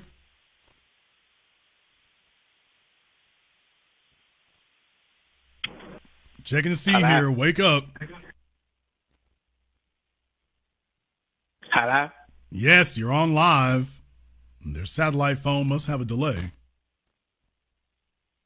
This Nubia. Okay, Nubia sounds like a dude. Yeah, because you be tripping. Okay. Nubia sounds like a dude. Why are you a dude pretending to be a female? Why are you hating on married men? Okay. Why are you a male pretending to be a female? Second last try. Whatever. This fella here sounds like Wheezy Jefferson. Nigga, please. Y'all got to understand here, these mama's boys raised by these degenerate single moms, they grow into adulthood. The folks, the operation was not a success. Jason, what was that on your phone just now? Short answer, the operation was not a success. As you all could hear and tell, the operation was not a success. The operation failed. So, yeah, he's trying to make that change over. He's trying to get changed over, but the operation failed. It only made it halfway. Now he's stuck, and it's halfway to womanhood, and he got stuck. So, you thought your life was rough. You thought your life was difficult. Before we go any further here, I want to send a shout out here to everyone who has contributed to support tonight's program. Big shout out here to my man Cornell Sly. Thank you for being a part of the business tonight, brother. We appreciate that. My man Cyberdyne checked in. We appreciate that as well from you, brother. Appreciate you as always here. Stephen Coachman. We got some new members here tonight. Glenda Tice, Shun C, Shramstein, Jay Scott, everybody else here. So, by the way, memberships are open here on the business. Memberships are opening here, so I've been posting a few things for that as well. So for those of you who've been wondering about that, that's available to you here as always. So you can go ahead and watch out for that as well. Thank you all for checking in here tonight. Mr. Gabriel and Dr. John, by the way, yeah, they're new here to the business also. Let me get caller from area code 713. You're on live with the business. What's your name? Where you calling from? Good afternoon. This is Tony in Houston, Jason. All right, Tony in Houston. Well, dude, look here. Y'all got a bunch of $1 million cities out there now, bro. Well, you know what? Once again, I congratulate you on your current economic facts. Bel Air, I'm not surprised, is a very a wealthy city within the Houston area, and I'm not surprised. And I congratulate you for being so current on your financial facts, which, of course, you are the best. Now, I'll be brief. Listen, I'm retired. I'm a black man. I've worked hard all my life. I've considered myself made it to the finish line. I live very well. I have investments, pension, my home value is sky high, Social Security. I sleep till 10 o'clock every morning. I drink champagne with my breakfast. I do very well. I do absolutely nothing unless I want to do it. And I'm 68 and I'm in very good health. So I'm enjoying life. I say all that to say to black men, the ones listening to you who are smart enough to believe you, listen to this man. Do not risk your future on these women, the succubus. The survival sex is apropos for this broadcast tonight. These women have reached the limits. They are in debt up to their eyelids. The companies are no longer hiring DEA, affirmative action, female jobs. They contribute no revenue, so they're getting rid of them. So they must survive some way. And the only way they know is through the sex. After they've been on the streets for years, as Jason has mentioned, then they look around and figure out, look, I need a place to lay my head every night. And that's when they look for the succubus, the simp. Well, Tony, let me jump in here for a minute, because you and me been chopping it up now for well over a decade. You've been deep off in the game, and you've been watching it as it's unfolded, brother. Your generation is messing up bad, bro. I gotta say it. You know it like I know it, bro. These fellas, they got a whole damn trick budget, and all the run through broads, all the ex strippers, all the run through baby mamas, they loading all these hoes up in their Tahoe, bro. Your generation here is the fallback position. Jason, I'm not going to dispute nor defend my generation. Believe me, I do not. Not with you. Maybe somebody else that has a lot less brain cells, but not with you. I agree with you 100%. I can only speak for myself. That has never been my prescription. I have never had a problem getting anything I needed from a woman. I've never been sexually starved or attention starved for a woman. I've turned down more beautiful women than a lot of men have had them because I already know what the game is. And I only invest when the benefits are in my favor. If they're not in my favor, I pass. I don't even gamble in Vegas. I don't gamble because I don't like the odds. But Tony, what I'm saying is, from your perspective, what's going on with them cats, man? Has it just been they've been on the sidelines for so long, or they just don't want to be alone and they need somebody to drive them to the diabetes appointment? I mean, what's going on? Well, it's exactly as you say. These are men who have had problems all their lives. Many of these men are the kind of guys that women never paid attention to. They've been hardworking, some of them have been less hardworking, but they've existed in an area of the economy that they were easily overlooked. They were only important when somebody needed a bill paid, or light bill, or the rent, or somebody like that's the only time these women turn to them. So now that they're older men now, many are retired, and they do get their checks every month. And this is how they're living their lives because they have nothing else. They've never had anything else.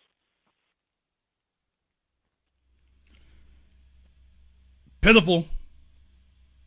I mean, I just got to say it for what it is, brother. Men, listen to this man. Listen to him. Listen to him save your lives. All right. Have a good evening. Thank you very much for checking in with us, Tony. We appreciate that. A man cannot live or survive without respect. You can't live or survive without respect. And if a female is there because, oh, well, it's your turn to take care of all this, that's not respect, man. So many of these fellas, that they've gotten older, they've gotten more desperate. That's the pathetic part. They've gotten older and more desperate, not less. I mean, they're like, ooh, boy, more ravenous. That tells you how long they've been starved. That tells you how long they have been strangled of any sort of access whatsoever, man. Call from area code 240. You're on live with the business. What's your name? Where you calling from? Yeah, this is Damon calling from El Salvador. Okay, Damon from El Salvador. What's on your mind? Jason, again, you are right with another fantastic program. I called you about 3 years ago in 2021, and you described me to a T on the call, and I was not desperate, but I had a woman that was not quality. She was 38 years old with 2 kids, and it wasn't the business. I tell you that. It was not the business. And after I talked to you, I came to my senses and said, recognize who I was, and was like, all right, let me just slow this thing down and pay close attention and look for quality, look for high quality, just like that last caller just said. And you just look for quality, and the quality women will appear, and you can select them. You don't have to be trying to get some ragged out old stripper or some woman that's undesirable, but she may be desirable to you because she looked cute, or she used to look cute. If you're a man and you got your money together, just pay attention to what you're doing out here and just look for quality, and they will go with you. They'll go for it. It's not even an issue. Well, it depends on it is an issue. It depends on the quality of the man. I mean, everybody doesn't qualify for that. Most fellas don't. It depends on the quality of the man. If you want to have selection and selectivity, you're going to have to be a quality, valuable person yourself. You can't be a low value man and then talk about, okay, here's my list of demands. Yeah, I'm not saying I ain't getting no nines. I get nice women, 7, 8s. They're out there. No kids, no drama. And it's kind of plain and simple. I don't know about selling that one. Tell me there's a female with no drama. Where's she come from? Mars. Thank you very much for giving us a call tonight. I mean, a female with no drama, I don't know what his definition of drama is. Tell me, what is a female with no drama? How's that happen? The species that sits around watching soap operas 4 hours a day? Find one with no drama. Was that a serious statement? But you know what the issue is with most of these guys here today? Most of the fellows out here today are engaging in survival sex they damn selves. It's just not quite the same as the females, because for him to make the kind of move that he's talking about, where I was describing that with him and teaching him about that, that requires time. If you aren't that man you need to be right now, then it's going to take you time. It's going to take you time to get there. And the problem is the fellas who ain't ready and don't have any leverage, they're saying, well, Jason, yeah, I hear what you're saying, but what about tonight? Well, I need me something tonight. I'm in alone. Who am I going to have with me tonight? I mean, yeah, she got the 4 kids here in my house, but she's available tonight. I mean, yeah, she got a drug habit, but she's available tonight. There's a bunch of you fellas right now, y'all sitting with broads with drug habits, pill habits, money wasting habits. Y'all dealing with chicks who are straight up addicts. I'm putting y'all on the spot. Some of you fellas here using me. I'm puffing along with it. Just understand that does things to her, doesn't do to you. You sitting here saying, yeah, but I need me something here tonight. And okay, there you are. There you are.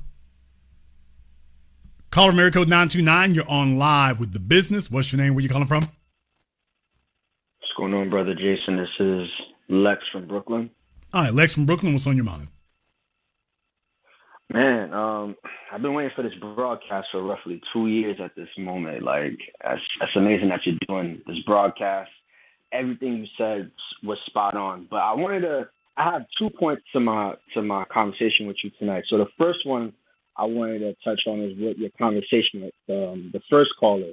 And you said something that struck a chord. It was that women just want to get married so they don't work.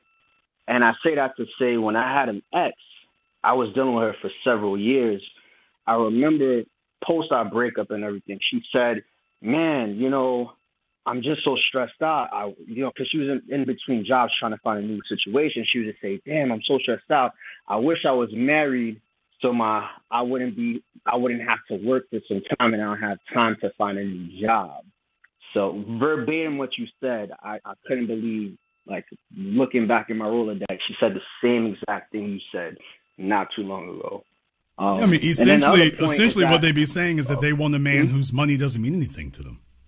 That's essentially what you're asking for. Yep. So another thing where I wanted to make a point of is that during my time of dating, I ran into a lot of women that would basically operate in the manner that you're speaking of. So survival sex. So there's one ex that I had where we were dealing with each other prior to COVID, broke things off. I get on Instagram. She's with some new guy, like not even 3 months after the fact that we broke off.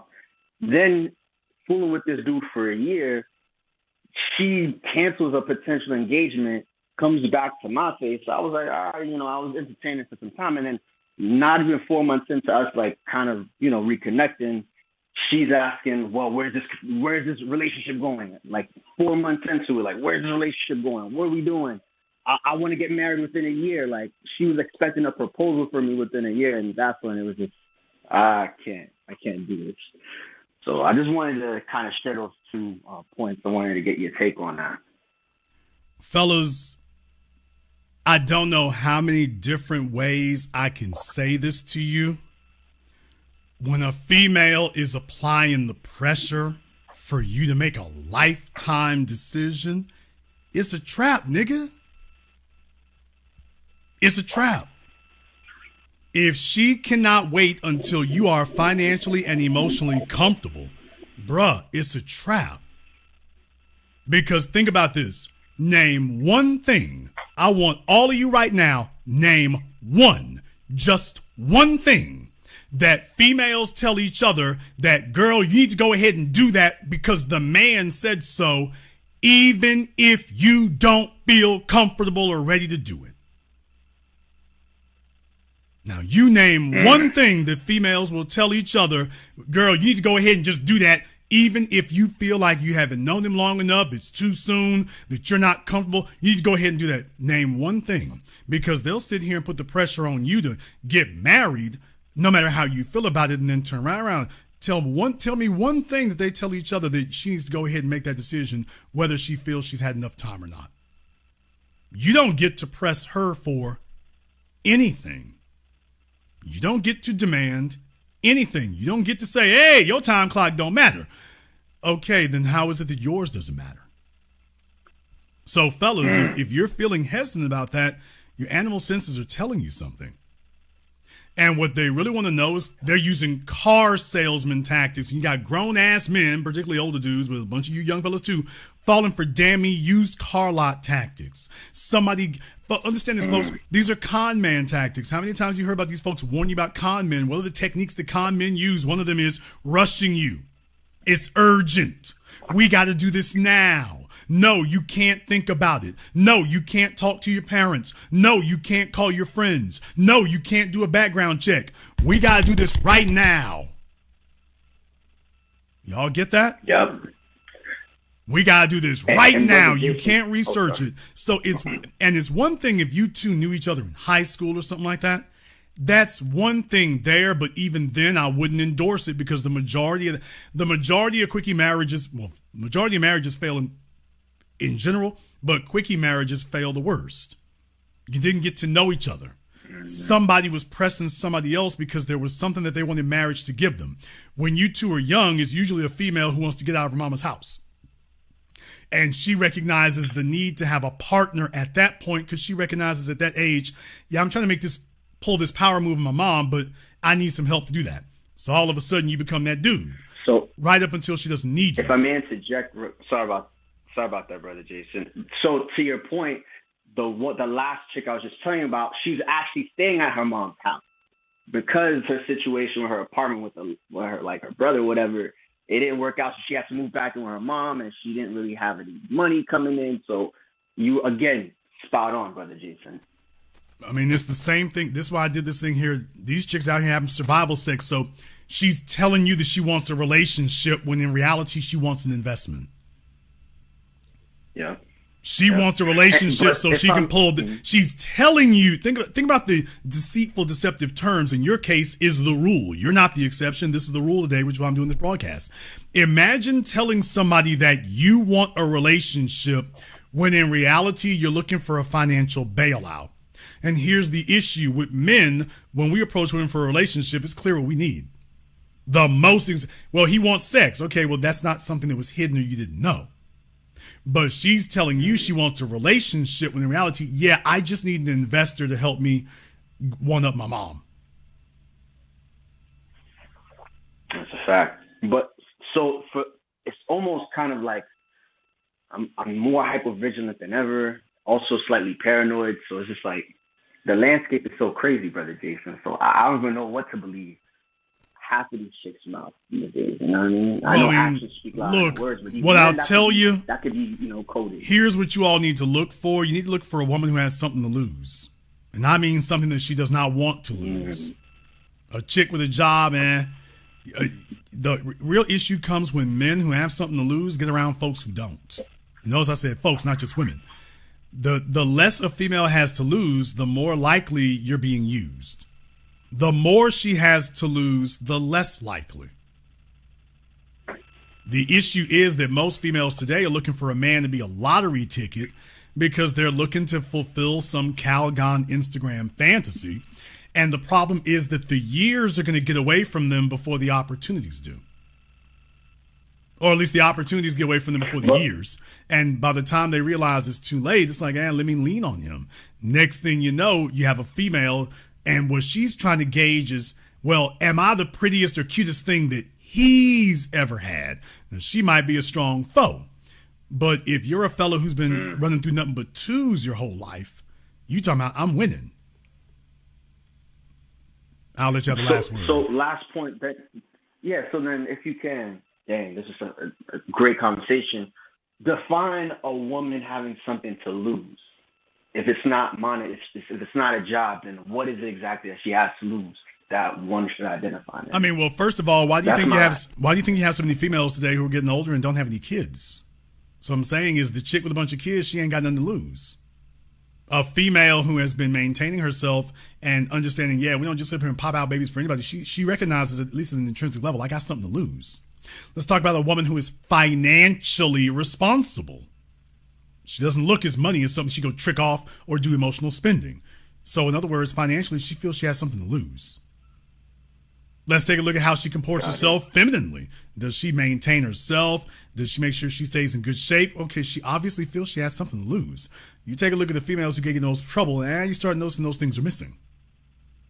Or even if they didn't have it at one point, when they started giving you those trouble, that was when those things fell off. When those things started falling off, then they started giving you a bunch of problems. Thank you very much for giving us a call tonight. Most of the women today are engaged in survival sex, fellas. That's the reason why you have a 55% divorce rate. She only married you because, well, it was a come up from where she was when she met you. You didn't have to be rich. You just had to be doing better than her, or that she felt she could leverage your labor to make her life easier. And what we're finding out is for the majority of men, you're finding out later on the line that she was just with you because, well, this will take some financial burden off of her, but to do something that she could not do for herself. No wonder they press him, fellas, hard as they can. Let me hurry up and try to get married. Let me find some old dinosaur. Let me go see if I can find some down and out nigga. Let me go find some dumb ball player. Let me go see if I can find some idiot with his money who's going to extend himself to some crazy extent so that she can get away with it. And then the next thing she says, okay, now that I got you, now how to separate you from it. Phase one is having access to your resources. Phase two is separating you from them. If she is on some survival sex, phase one is accessing your resources. Phase two is separating you from them. And if you are a desperate sad sack who is engaging in survival sex yourself, you're just sitting there waiting for a female who's going to finally return a phone call and wink. And you're paying no attention to those two phases because you're like, yeah, but Jason, what about tonight? She might be a little shady, but what about tonight, though, man? I need somebody tonight. And she's like, yeah, Jason, he needs somebody tonight. And knowing you're paying it no attention, you're more concerned with having access to her than you are about what it's going to cost you. Next thing you know, she's hitting you up for permanent things and telling you that that's a fair damn trade-off. I will give you these used up panties and you give me a house. How the hell is that an equal trade? Well, I'll get to sit at home. Now, here's where you fellas get real stupid and real messed up and screwed over. If your chick is sitting at home, then shouldn't she be coming out the gap looking like a damn Instagram? Shouldn't she be looking like one of these broads on your screen here? If that's you paying for her to sit at home all day, every damn day, you're paying for that. Then when you come home, shouldn't that be what the hell you see? You paying for the house, you paying for the bills. Explain to me how the hell you financing all that. And she told you, oh, I need to get away from this job, and I'll be damned. Fellas, y'all niggas up here happily getting shortchanged. You sitting here with this chick talking about, now, if you gain 5 more pounds now, I'm cutting you off. Meanwhile, she done gained 25, and you just sitting there watching calorie creep happen on you. Them calories creeping up.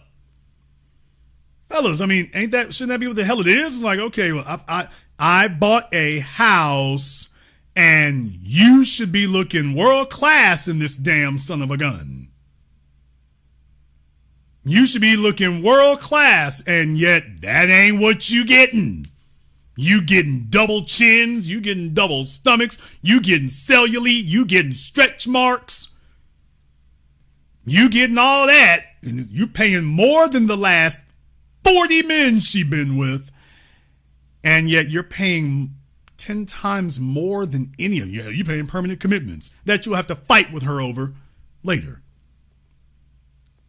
Don't you see you weren't what she really wanted? Don't you see she had an alternative strategy here? Don't you see it wasn't like that? Don't you see that? Nope. She's on some survival sex, and so are you, because you used to not having a turn. Caller from area code 480, you're on live with The Business. What's your name? Where you calling from? Hey, this is James from Phoenix. James from Phoenix, what's on your mind? Yeah. Hello? Okay, James from Phoenix, speak, sir. Oh, yeah. I just want to piggyback off the last call. You just mentioned something about a woman who has something to lose. I think the key thing about a woman who has something to lose is a woman who has a good reputation. I think a lot of men, especially black men in the community, they don't pick women who have good reputation. I think it's a product of culture. The culture of the black community is terrible. Okay, that's why let me find out something here. They need a woman with a, quote, good reputation. Explain to me what a good reputation is that you would be able to find out from a third party. Now, don't tell me what a bad reputation is or what a good reputation isn't. Tell me what a good reputation is that you could find out from a third party. Absolutely. A woman who came from a two-parent household, let's say their father has a prestigious position, their mother is like a stay-at-home person, religious, basically a woman who has. Okay, let's say she just goes. Wait, you say a woman who is religious? Did you say that? No, a woman who comes from a religious family, basically. Okay, so let me get this straight. So you and your folks over there in Nigeria, y'all believe that in addition to chasing degrees, you also believe that, by the way, a woman's religion is going to tell you if she's a quality female. Her religiosity. Not necessarily, but her family is key, basically. Basically, good family values, and that's the problem with the black community. So many black women, they come from broken homes. They're raised by single mothers, and they could be raised in families where they're committing paternity fraud at a crazy rate. Like where your folks come from. Not necessarily. Yeah, necessarily. Yeah. Yes. Now, I would say that those women are pretty bad examples. When you say the black community, by the way, if we lump Nigeria into it, you would agree that they're a pretty bad example too for those women, right? Well, the single motherhood rate isn't high in Nigeria. Man, are you kidding me? The fraud rate is the single mother rate in Nigeria, the weave rate. Are you kidding me here? Are you kidding, dude? Are you sitting up here talking as if folks can't Google all of this? You made an ass out of yourself every single time you call me. You make a complete ass out of yourself making things up. As soon as you go to Google, you get proven to be the idiot that you are, and yet you won't stop. So you're a product of your Nigerian mother. If this is what a quality Nigerian female makes, I'd hate to see the bad quality ones. Still together for over 54 years. That just means your daddy never got his money right and couldn't do no better. Look at his son. What are you talking? You see, now you're insulting me. There's no reason. Sir, I'm not insulting. Whoa. That's not an insult, sir. I'm just reporting the news. That's not an insult. Basically, you cannot hide the fact that y'all know this now. Now he's stumbling over that accent, y'all. He was trying to hide it before. It's just the hooked on phonics people couldn't help him hide. The Rosetta Stone people couldn't help him hide that accent before. So a few minutes later here, there it goes. But don't you agree with me that the culture within the Black American family, there's no family, and that's why so many women are broken. That's why they're only looking for monetary. Sir, in New York City right now, the Nigerians are desperate to get somebody to take their daughters because ain't nobody trying to grab them. Exactly. Well, again. Wow. Okay, y'all hear that? Exactly. Yeah, and they always go to the same churches. They always try to look among their group. Ain't nobody picking them up. So what's going on with the Nigerians, sir? Well, a lot of them have been Americanized, so they don't understand a whole lot about. Oh, okay. Well, he was just telling us how great they were.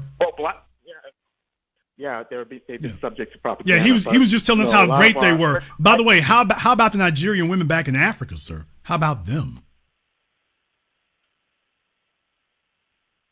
Well, I haven't been there, so I Okay, heard okay. that, So you can't. Oh, so my you parents can't. always- So you can't speak on the quality of it at all, then. And yet you tried to pretend that Well, you. my parents always And yet encouraged you me tried to find a pretend black that you woman. could. Well, a lot of American men are going overseas to find a quality woman because a lot of the American women, specifically black American women in this country, are not a quality. Okay, but sir, that includes yours, sir. That includes Nigeria's, sir. No, I don't. I totally disagree. Nigerian women are fairly feminine compared to black American women who are fairly masculine. But sir, And if it doesn't, that doesn't show in their They are marriage raised rates. That doesn't show in their marriage rates, and that doesn't show in their desirability rates either. Well, still, you can't deny the fact that that doesn't show in households that doesn't show are in better their than- marriage rates, nor does it show in their desirability rates, sir. You always try to deflect and talk about Nigeria. Sir, Why I'm don't just we just no, stick to sir. the- You wanted to talk. at hand? You're the one who wanted to try to talk about groups. I'm just shedding light on yours. No, I'm not talking about. This is about black. This is about black American women. Oh, okay. About how they are struggling. Okay, but This is- sir, and this is fact. but who are you to speak on them? What are your where's your standings or where's your standing or credential to speak on them? I'm fairly successful. Clearly, the women. Clearly, the women don't. Clearly, they don't. Well. Clearly, they don't. Whatever makes you. Clearly, they don't. But I enjoy listening to your No. Clearly, they don't. Clearly, they don't. Want me to prove it? Yeah. Get her on the phone right now.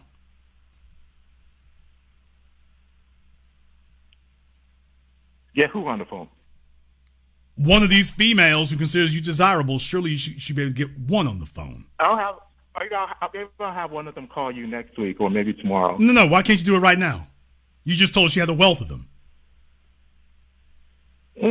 I don't feel like calling one of them. Get your lying ass off my phone. Yeah, he's got so many of them. I got so many of them now. I can't call one though. I can't. No, they sleep right now. See what it is? They sleep. Okay, I got plenty of them. You should be able to call one. I can't get a hold of them right now. We'll see what I can do. I can't get a hold right now. Okay. Folks, you got to have standing to speak on these women. You can't just come out of nowhere off the jackass boat thinking because you got to throw a burner cell phone number that you can sit up here and talk on. It don't work that way. You got to have standing to do that. You got to have standing. Y'all already know his ass calls every time he calls in. What game say? This nigga take an L every time he go viral. Every time that nigga call up, he catch an L. He doesn't stop. One of these days I'll make it. He's like Charlie Brown with the damn football. One of these days I'll get it. Nigga, you never gonna get it. Caller Miracle 323. You're on live with the business. What's your name? Where you calling from? Hey, good evening, big brother Jason. This is brother Elijah calling out of Brooklyn, New York. All right, Elijah, man, look here, nigga. If you don't, let me send you a few dollars to get that damn smoke detector fixed, dude. I don't want you to burn up in that damn.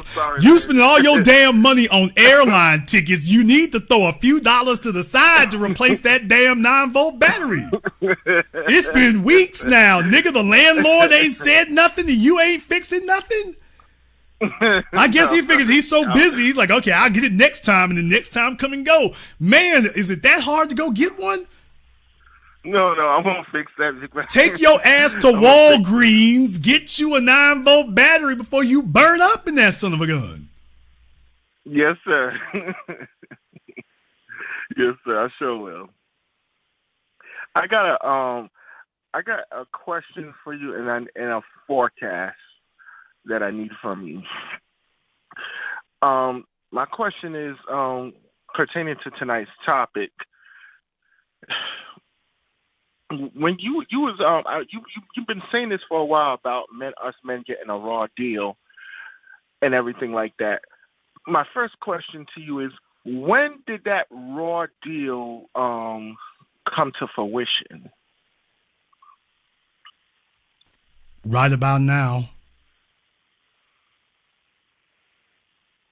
Yes, sir. Right about now. Yes, sir. My other question is this. We live in a time with hyper gentrification. The job market is not looking so good in our favor and everything like that. Not saying all of us don't have money. A good amount of us got money. Some of us don't and everything like that. And yet, you was educating us for a while that this behavior kind of started. It started in the 70s, but by the 90s and everything like that, it just skyrocketed and everything. And then now it's like, it looks like stable. It's been like this for going harder and harder for the last 30 plus years and everything like that. My question is now, when is this gonna stop? What do you forecast? When do you see this stop in maybe in another 20, 50 years or so? No, if men sit back and just allow it to roll, then, you could roll back to the Roman Empire days where women are sitting up here putting saddles in our damn backs. So yes, this can get as bad as chattel slavery. So this is not how long it goes on. If you let this isn't something that's going to reverse itself. It reverses itself as soon as men get tired of accepting it. This is why you see so many older fellas going for this garbage. The younger cats are the ones pushing back. So I'm hopeful for the next generation because they have spontaneously showed that they're having conversations amongst themselves and they're resisting it. The old dudes are just grabbing whatever dregs and whatever crumbs off the floor they can lick up. The younger cats are actually demanding something for their work. They're demanding something for their labor, and they're demanding quality. The old dudes are just taking whatever the hell will flop on top of them, no matter how smelly, no matter how used. So, yes, but it's not going to happen spontaneously. It's not going to happen spontaneously. Yes, sir. And I got this question, even because this has been a big concern for many years, and gave us an example of this. Even when we do get the means, brother, we have the nice car, we can provide very well. We got can put a woman in a nice fly home, maybe a condo, whatever the choice is, and everything like that. You do all of that, you work hard and everything as a man, and you still don't get no respect. What's going on with that one? Something is not. The math ain't math in there. Why is it like that, big brother? The issue comes back now. This is the male side of survival sex. A man who wants female companionship and she doesn't admire you. See, yes, I keep telling you all about respect, but let's be very, very clear. A woman cannot respect that which she does not look up to. She can't respect you if she doesn't look up to you. And if there's nothing that she feels you can do better than her, there's nothing you've mastered, there's not some place here where you are essential and crucial. There's nothing to admire, therefore there's nothing to respect. Too many fellas are trying to get a female companion, and what I'm saying is that a woman does not need a male companion the way that a male needs a female companion. So if she doesn't look up to you and admire you, guess what? She doesn't respect you. Case in point, now, recently, for example, I've just because I had the time for it and stuff, I've had some things I was doing at one of my girlfriend's places. So it's like, okay, I had that to do there. I had some automotive work that I was doing. Lately, that's been kind of a thing here. And I've just been trying to pick up that even more. She actually had two things that were only slightly wrong with her car, and I just decided, let me go ahead and just knock those out. Let me just go ahead and take care of those. So I got a test light, I got a diagnostic reader. And I said, okay, I think I found an electrical short. I think I found that. One was a fuse, and the other one was actually disconnected. So I won't go off in the woods about it. But what I'm saying is, by the way, I took care of that. And what I'm saying is, as soon as that was done, that's the kind of thing that registers in addition to everything else. So ideally, a female is looking for a guy who can do everything. And I'm not saying I can do everything because I can't do everything, but I damn sure do as much as I can. And I'm always remembering I got to be able to do more than her, not so I can get sex, but so that I have satisfied what I need to do to be respected, which is admiration. Yes, sir. So too many males are trying to figure out how to have a companion, and in reality, you're looking for a damn second mama. And that's the issue. Your woman is not looking to be your mama. She's looking to be something else. Okay, then you're going to have to show her that you're not trying to be her son. You're trying to be her leader. Okay, then in what areas are you leading? The reason why finances matter is because finances are a tangible that can be measured.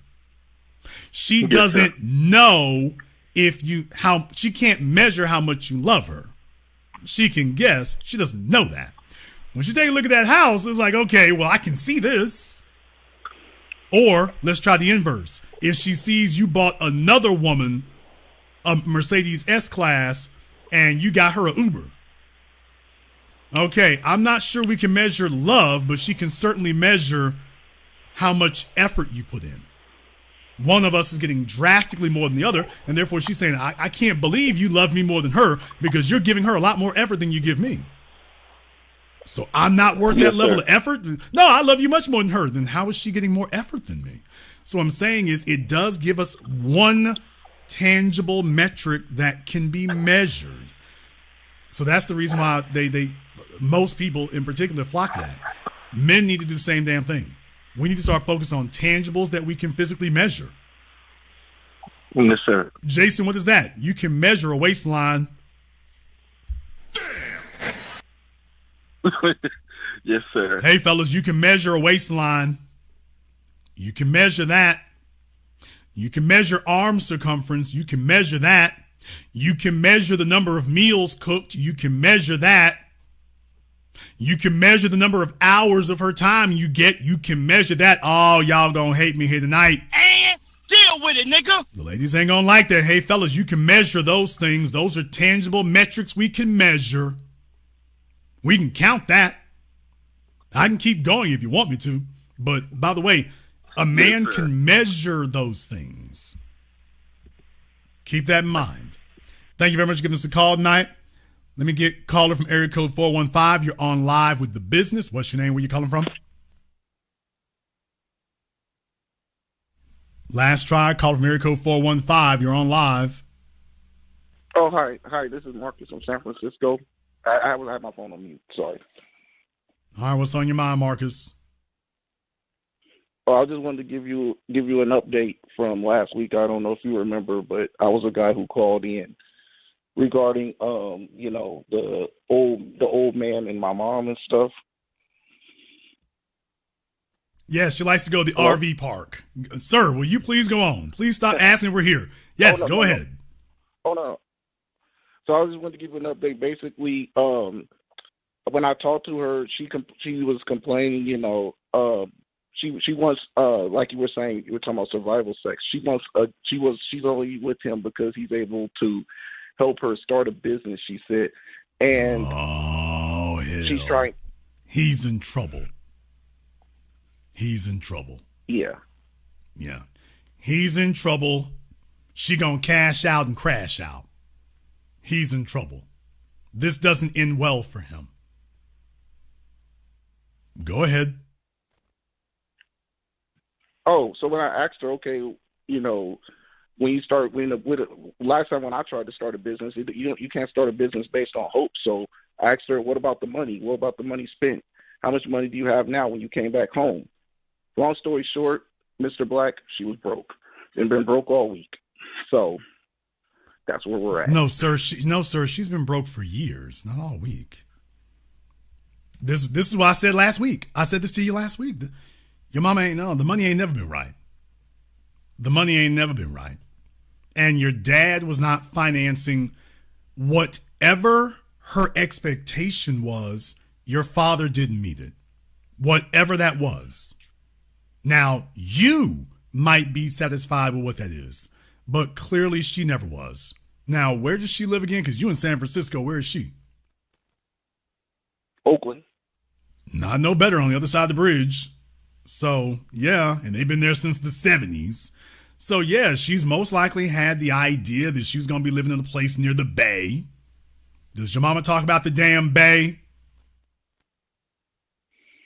Yeah, she talks about the bay. Yeah, Did I call it, or did I call it? Folks, didn't I just sit here the whole damn time telling you all that if these chicks come up at you talking about, hey, I want to live in this kind of place, I want to live in this city, y'all are in those places like that, did not tell you, by the way, she doesn't want to just live in that city. If she's living in that $1 million house, even if it's modest, she wants the lifestyle that she says should go along with that. So it's not enough to be in the house. It's not enough to be in Oakland. It's not enough to be in San Francisco. Every time you satisfy one requirement, she's going to let the next shoe drop because she's trying to lead you somewhere. No, I don't really just want the house. I want it all. And I want you to pay for it. Because I'm not going to do it. So every time you jump one hurdle, she throws another one at you. And if she wants the bay, please understand, if you ain't in that house by the bay, she ain't trying to have it. She's going to constantly be agitating you and whining and complaining, and you can't figure out why. It's because she wasn't being honest with what she really wanted. Because she figured, well, I'll just spoon feed and do a little bit here and a little bit there, and eventually I'll creep him on over. Remember, females don't see lying the way that men do. For men, we consider that to be betrayal. For her, that's, oh, well, I'm just leading him. But as men, it's like, wait a minute, you're lying. If that's what you wanted, you should have said that when you came in the front door. She didn't say that. So she's trying to take you step by step. And she'll tell herself, oh, I'm helping him level up. And then after 20 years, if it hasn't happened, now she's like, you might want to mute your phone for me talking here for about the next 30 seconds, of the next 10 seconds, because this could scratch your fragile little mind. But, folks, even his mama, she's like, hey, was with his dad, 20 years? It's like, okay, nigga, I've been throwing these legs open for you for 2 decades. You owe me a house on the bay on account of the fact I've been throwing these legs open for 2 decades. If I've been throwing these legs open for 2 decades, you owe me a house on the bay. Just on the principle of that, by itself. That I have been your reliable, even if she is showing the wear and tear and showing the years, she will now say, well, I've been standing by you. I have been your reliable source of sex for 2 decades. Everything hinges on that. So I've been, quote, giving you sex. It hasn't been we've been having sex. I've been giving that to you. And you need to give me a house. Of course, she's not going to tell you that walking in the door. And the female you talking today, of course she's not going to tell you that. What I'm telling you fellas is, nigga, look where you are. You're one of the richest, most expensive cities in the world. And every female wants a piece of that action. They want a piece of that. That right there. That's what they want a piece of. And you only fool yourself if you tell yourself that there's a female walking around San Francisco or Oakland and that she don't want a piece of that action. That the Golden Gate Bridge is an international icon. The Golden Gate Bridge is, it's like the Eiffel Tower of America. It is internationally known. And if your female is driven across that damn bridge, that's a status symbol. Dude, she wants it all. And your mama is telling you that even in her 50s, she still believes that there's a chance out there.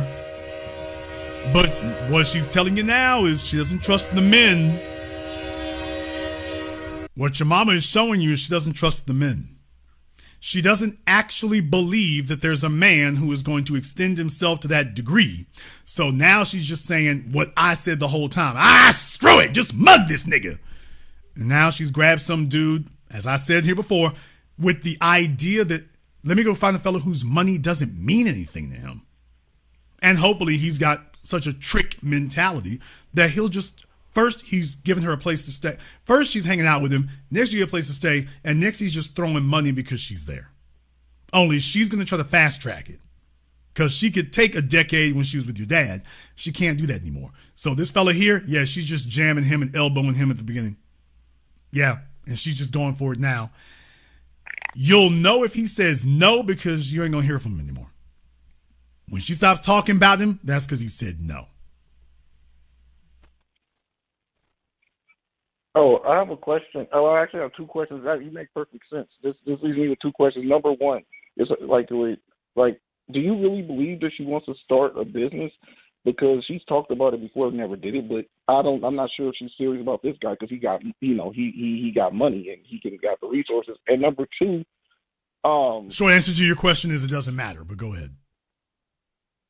Oh, okay. Oh, yeah, okay, that's a good. Okay, but it doesn't matter. Okay. It doesn't matter because it's irrelevant whether or not she's just pipe dreaming about something that she's just saying and doesn't mean to follow through with it, or whether she really intends to go for it. The bottom line is, in either scenario, she's still gonna go for it. Whether she follows through with her promises or not, she's still going. What she is expressing to you is, hey, I came to this fella for the bag. And I'm here to extract as much of that bag from him as I can. So it doesn't matter whether she follows through or not. What does matter is whether she's able to succeed at the extraction of the resources. Oh, okay. And my second thing is do you believe? Because when I told you about it, when I just got off the phone, you said that it was a bad thing. I said that she's trying to start a business and all that stuff, and use him for that. Why would that not end well? Why would her trying to start a business not end well? No. Why would you say that situation? You just said, when I told you about it, you said, oh, that's not a good thing. You said, okay, let me try it that way. You said it was just not a good thing. Yeah, because this fella thinks she's trying to lead this fella on into believing he has a relationship, when in reality she's looking for a sponsor. So she's come looking for a sponsor, disguising herself as a relationship. So right now, when they go hang out and stuff, she's playing the role is what your mama doing. So everything, she is presenting herself as the happy, perfect, accommodating female, because she knows that's what men actually want. Every female knows that's what men want, just like they know how to act when they go on a job interview. Your mother is interviewing for a job with him right now, so she knows how to pretend. So all those bad habits, every woman knows what they are. Every woman said that's why men, especially as we get older, we cut them off, because it's like, yeah, you know what you're doing. So when they're giving you problems or stressing you, they know they're doing it. It's just what they're showing you is, yeah, I don't think I have to hide it anymore. So let me go ahead and let the real thing come out. And as we've gotten older, that's what as men we start watching for. We don't watch for the good part. We watch for, okay, now let me see that little deceptive side. And every once in a while, you'll see a flash of it that lets you know, there it is. And eventually they're going to drop the mask altogether. Yo mama is trying to butter him up as much as she can. Don't put anything negative out there because she's going for the bag. So she can't show him any negative attributes right now. So that's the problem. The reason this doesn't end well is for two reasons. Number one, she's proceeding under false pretenses, and eventually the real thing's going to have to come out. But number two, if her goal is to extract resources from this fella and extract money from him, once that train starts leaving, that's not something you get to cut off. And my thing is, a business, especially in California, that's not going to be a minor thing. So I don't think his pockets are deep enough for that. And if she's not really thinking practically and realistically about what that is, then if the fella ain't got it, he ain't got it. And if it's a situation where he would have to extend a loan for himself, did he sit up here and get into his 70s living on his damn pension to go take out loans to satisfy this woman's desires for whatever the hell bird brain idea she got? Is that what he's really trying to do? So logistically speaking, I don't see that happening. All it will really come across as is she's trying to get as much out of him as she can. And as he starts backing off of that, she will start getting less polite. And the less polite she becomes, the more troublesome she becomes, the less polite and accommodating he will be.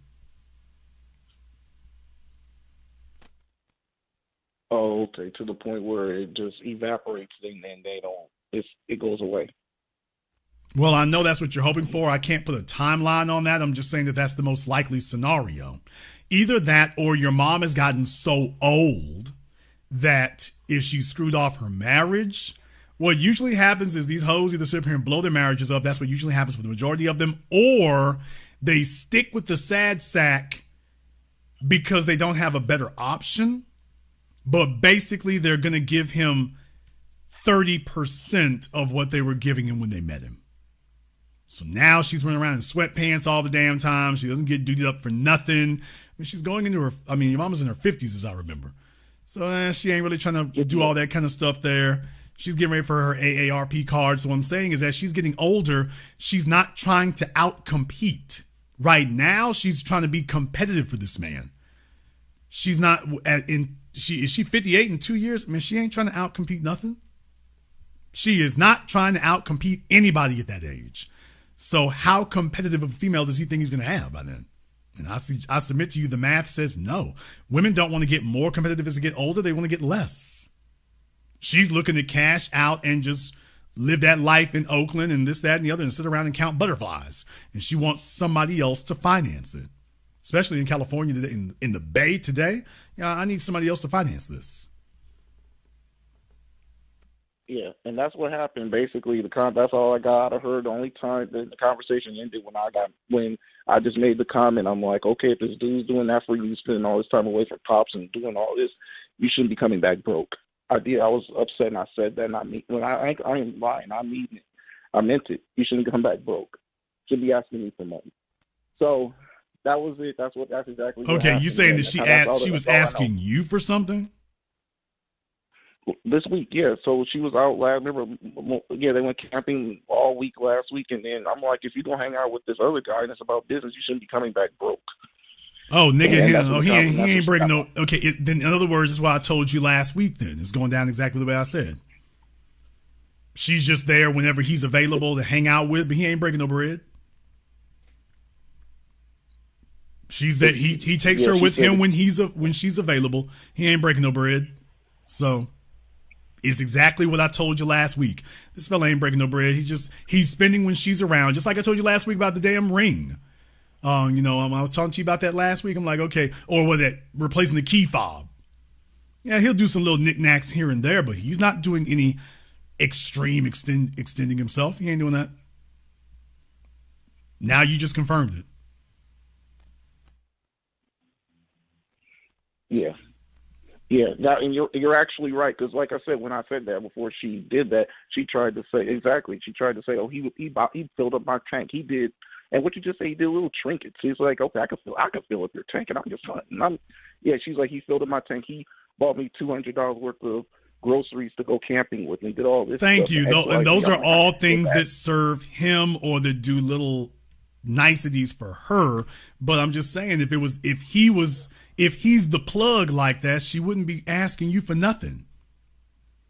Because there's my thing is that, okay, well, if he was willing to give you $200 for groceries, he can certainly give you however much you're trying to hit me up for now. Certainly, he should be good for that. Obviously, he's not good. Obviously, they reached a cutoff point. He was willing to do that. Okay, here's some groceries, and then get on, girl. I gotta go. Get on now. You're in my pockets too much. You know I'm on the fixed income, baby. You know I'm on the fixed income. They hit you with that. So it's going the way I told you it would. Okay. Yeah, it doesn't, like you said, it doesn't look like it's going to end well. And yeah, and that's where we're at right now. Like I said, she'll when she needs something, when she wants something, when she gets over it, she'll call me back and we'll have a further conversation. We'll see where it's at. But yeah, I just wanted to give you an update. Okay. Thank you very much for giving us a call tonight. Folks, it went down exactly the way I told you. There's nothing new under the sun. Furthermore, this is mathematics. There's nothing new under the sun. And furthermore, it's math. It really is. Let me get caller from area code 832. You're on live with The Business. What's your name? Where you calling from? Hey, Jason. This is Nick calling from my Houston number. From Chicago by way of Houston. All right, Nick from Chicago, what's on your mind? Yeah. First thing with the one guy that keeps calling in out of Nigeria. I deal with a lot of West Africans for business and otherwise. They got so many people in Houston. I don't even have to go referencing the continent alone. In Houston, there are people there illegally. I've had at least 3 women come up to me or some of my guys saying, "Hey, let's get married. We're gonna give you $5,000 or $10,000 so that so we can get citizenship and everything will be just fine." And I'm just like, huh? Nobody's taking up on the offer. Even the Jamaican American cats that are over there, they're not taking them up on the offer either. And these are Nigerians. So you got a couple Ghanaians and whatnot, but well, look, straight with that. I mean, if I really wanted to get gully with it, and I try not to do that, but if I really wanted to get grimy with it, I would just tell him, "Hey, dude, let's talk about Nigerians in Nigeria. Can we discuss that HIV and STD rate? Damn! If we want to talk about Nigerian families and Nigerian women and Nigerian wives, okay, you know what? All right, let's just talk about that for a moment. Can we talk about that STD rate? Can we get to that right quick? Can we just chop it about, oh, you don't want to talk about that anymore? Okay. So I'm just saying, silliness like that. It's just silliness like that. That's why trying to play that denigration game is just try it on somebody else. This doesn't go very well. If I really just wanted to go there with you, I try not to do that kind of roasting on people like that because it goes too far. It goes pretty far with that, and they feel like I'm really digging them in. I'm just like, okay, he asked for it, but True. And as far as on the rest of the topic tonight, I've had a range of people that's either me or my guys. You got the herbal tea crowd, you got the baby mama crowd, and you got the seemingly okay because they don't have any kids until you start talking to them, and then you find out, yeah, that's what's wrong with you. Either the tattoos you didn't normally see or the plants, the pets, everything that you warn against. And, about 3 or 4 years ago, some of these people, because I've been in Houston about that long, some of these people were just fine. And if I run into them occasionally or they hit me up, I lost the number and I'm like, who is this? They're like, oh, the angels told me, that's the herbal tea crowd. The angels told me that I should talk to you now. The other crowd would say, hey, what are you doing? And they're trying to every single angle to figure out how to get on my side. And I'm like, hey, you know what? Throwing something back. Hey, we can do that. And that's about where I end at. If I even do that, because some of them I'm just like, yeah, I don't even want to enter because that could bring me a lot more trouble as I've learned over the years. No, look, here's the situation. I would be getting out of. The reason why I'm bringing this up to you all tonight, that there are over 500 cities in America now with a median home income of $1 million.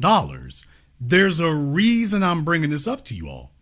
Because 10 years ago, nobody really talked about Houston having anything upscale, just 10 years ago. Now everybody's heard about Sugar Land, especially because some things didn't happen there. Now they're talking about Bel Air, and actually I can keep going from there. There's actually another one.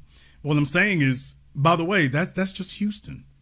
Okay, so what you're now saying is that Houston and you have a number of places that you may not have suspected where what qualifies as a status symbol is much higher than what you may have told yourself previously.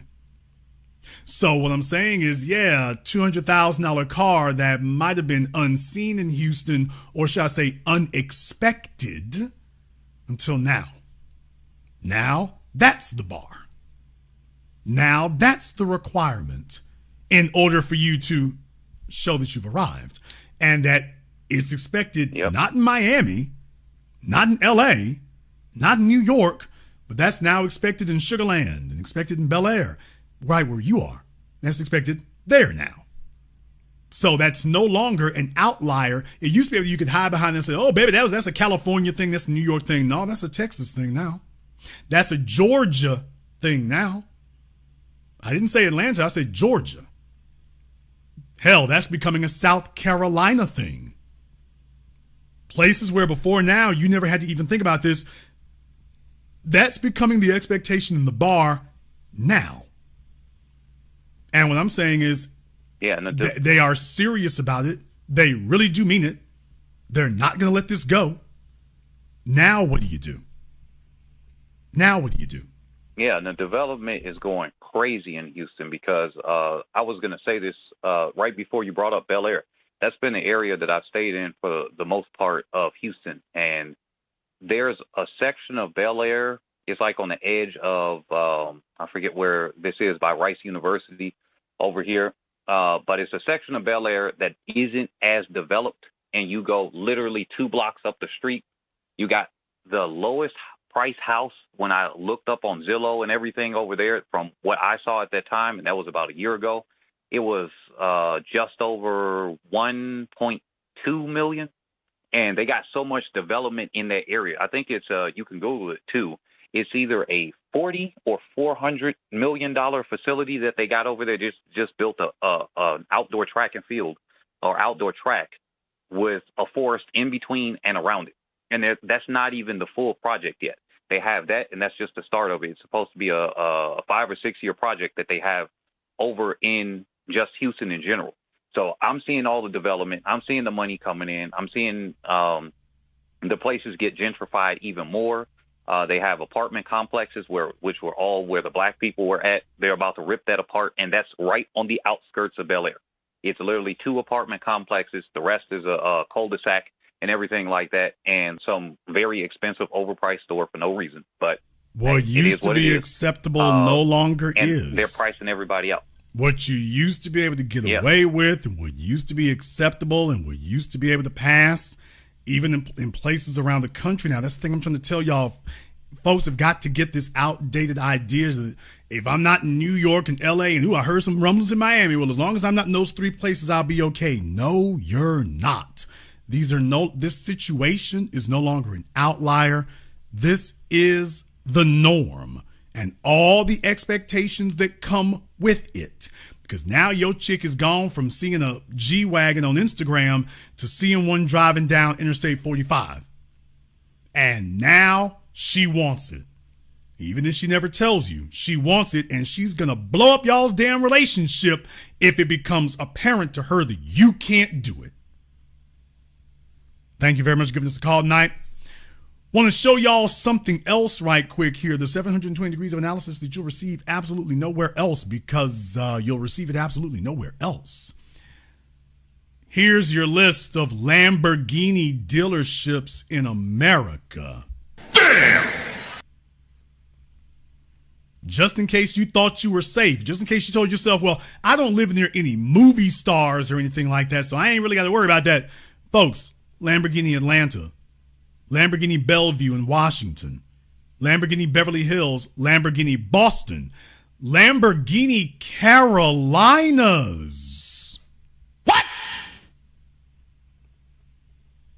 Lamborghini Dallas, Lamborghini Denver, Lamborghini Downers Grove, Lamborghini Gold Coast in Illinois, Lamborghini Hawaii, Lamborghini Houston, Lamborghini La Jolla, Lamborghini Vegas, Lamborghini Long Island, Lamborghini Los Gatos, Lamborghini Manhattan, Lamborghini Miami, Lamborghini Newport Beach, Lamborghini North Los Angeles, Lamborghini North Scottsdale, Arizona, stand up, Lamborghini Ohio. What?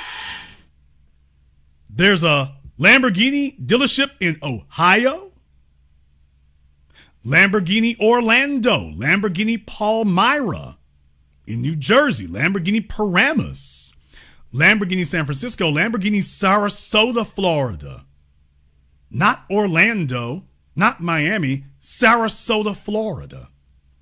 Lamborghini St. Louis. What? What? What? Lamborghini Troy, Michigan. Lamborghini Washington, that's D.C. You tell me you're safe? You tell me you're safe where you are? You trying to tell me you safe out there. You tell me there's a safe placement. You tell me the money ain't already there and your female or the people around you are not going to encounter this kind of stuff early. You think that's what it's going to be? You think as long as you're not in Los Angeles or New York, you'll be all right?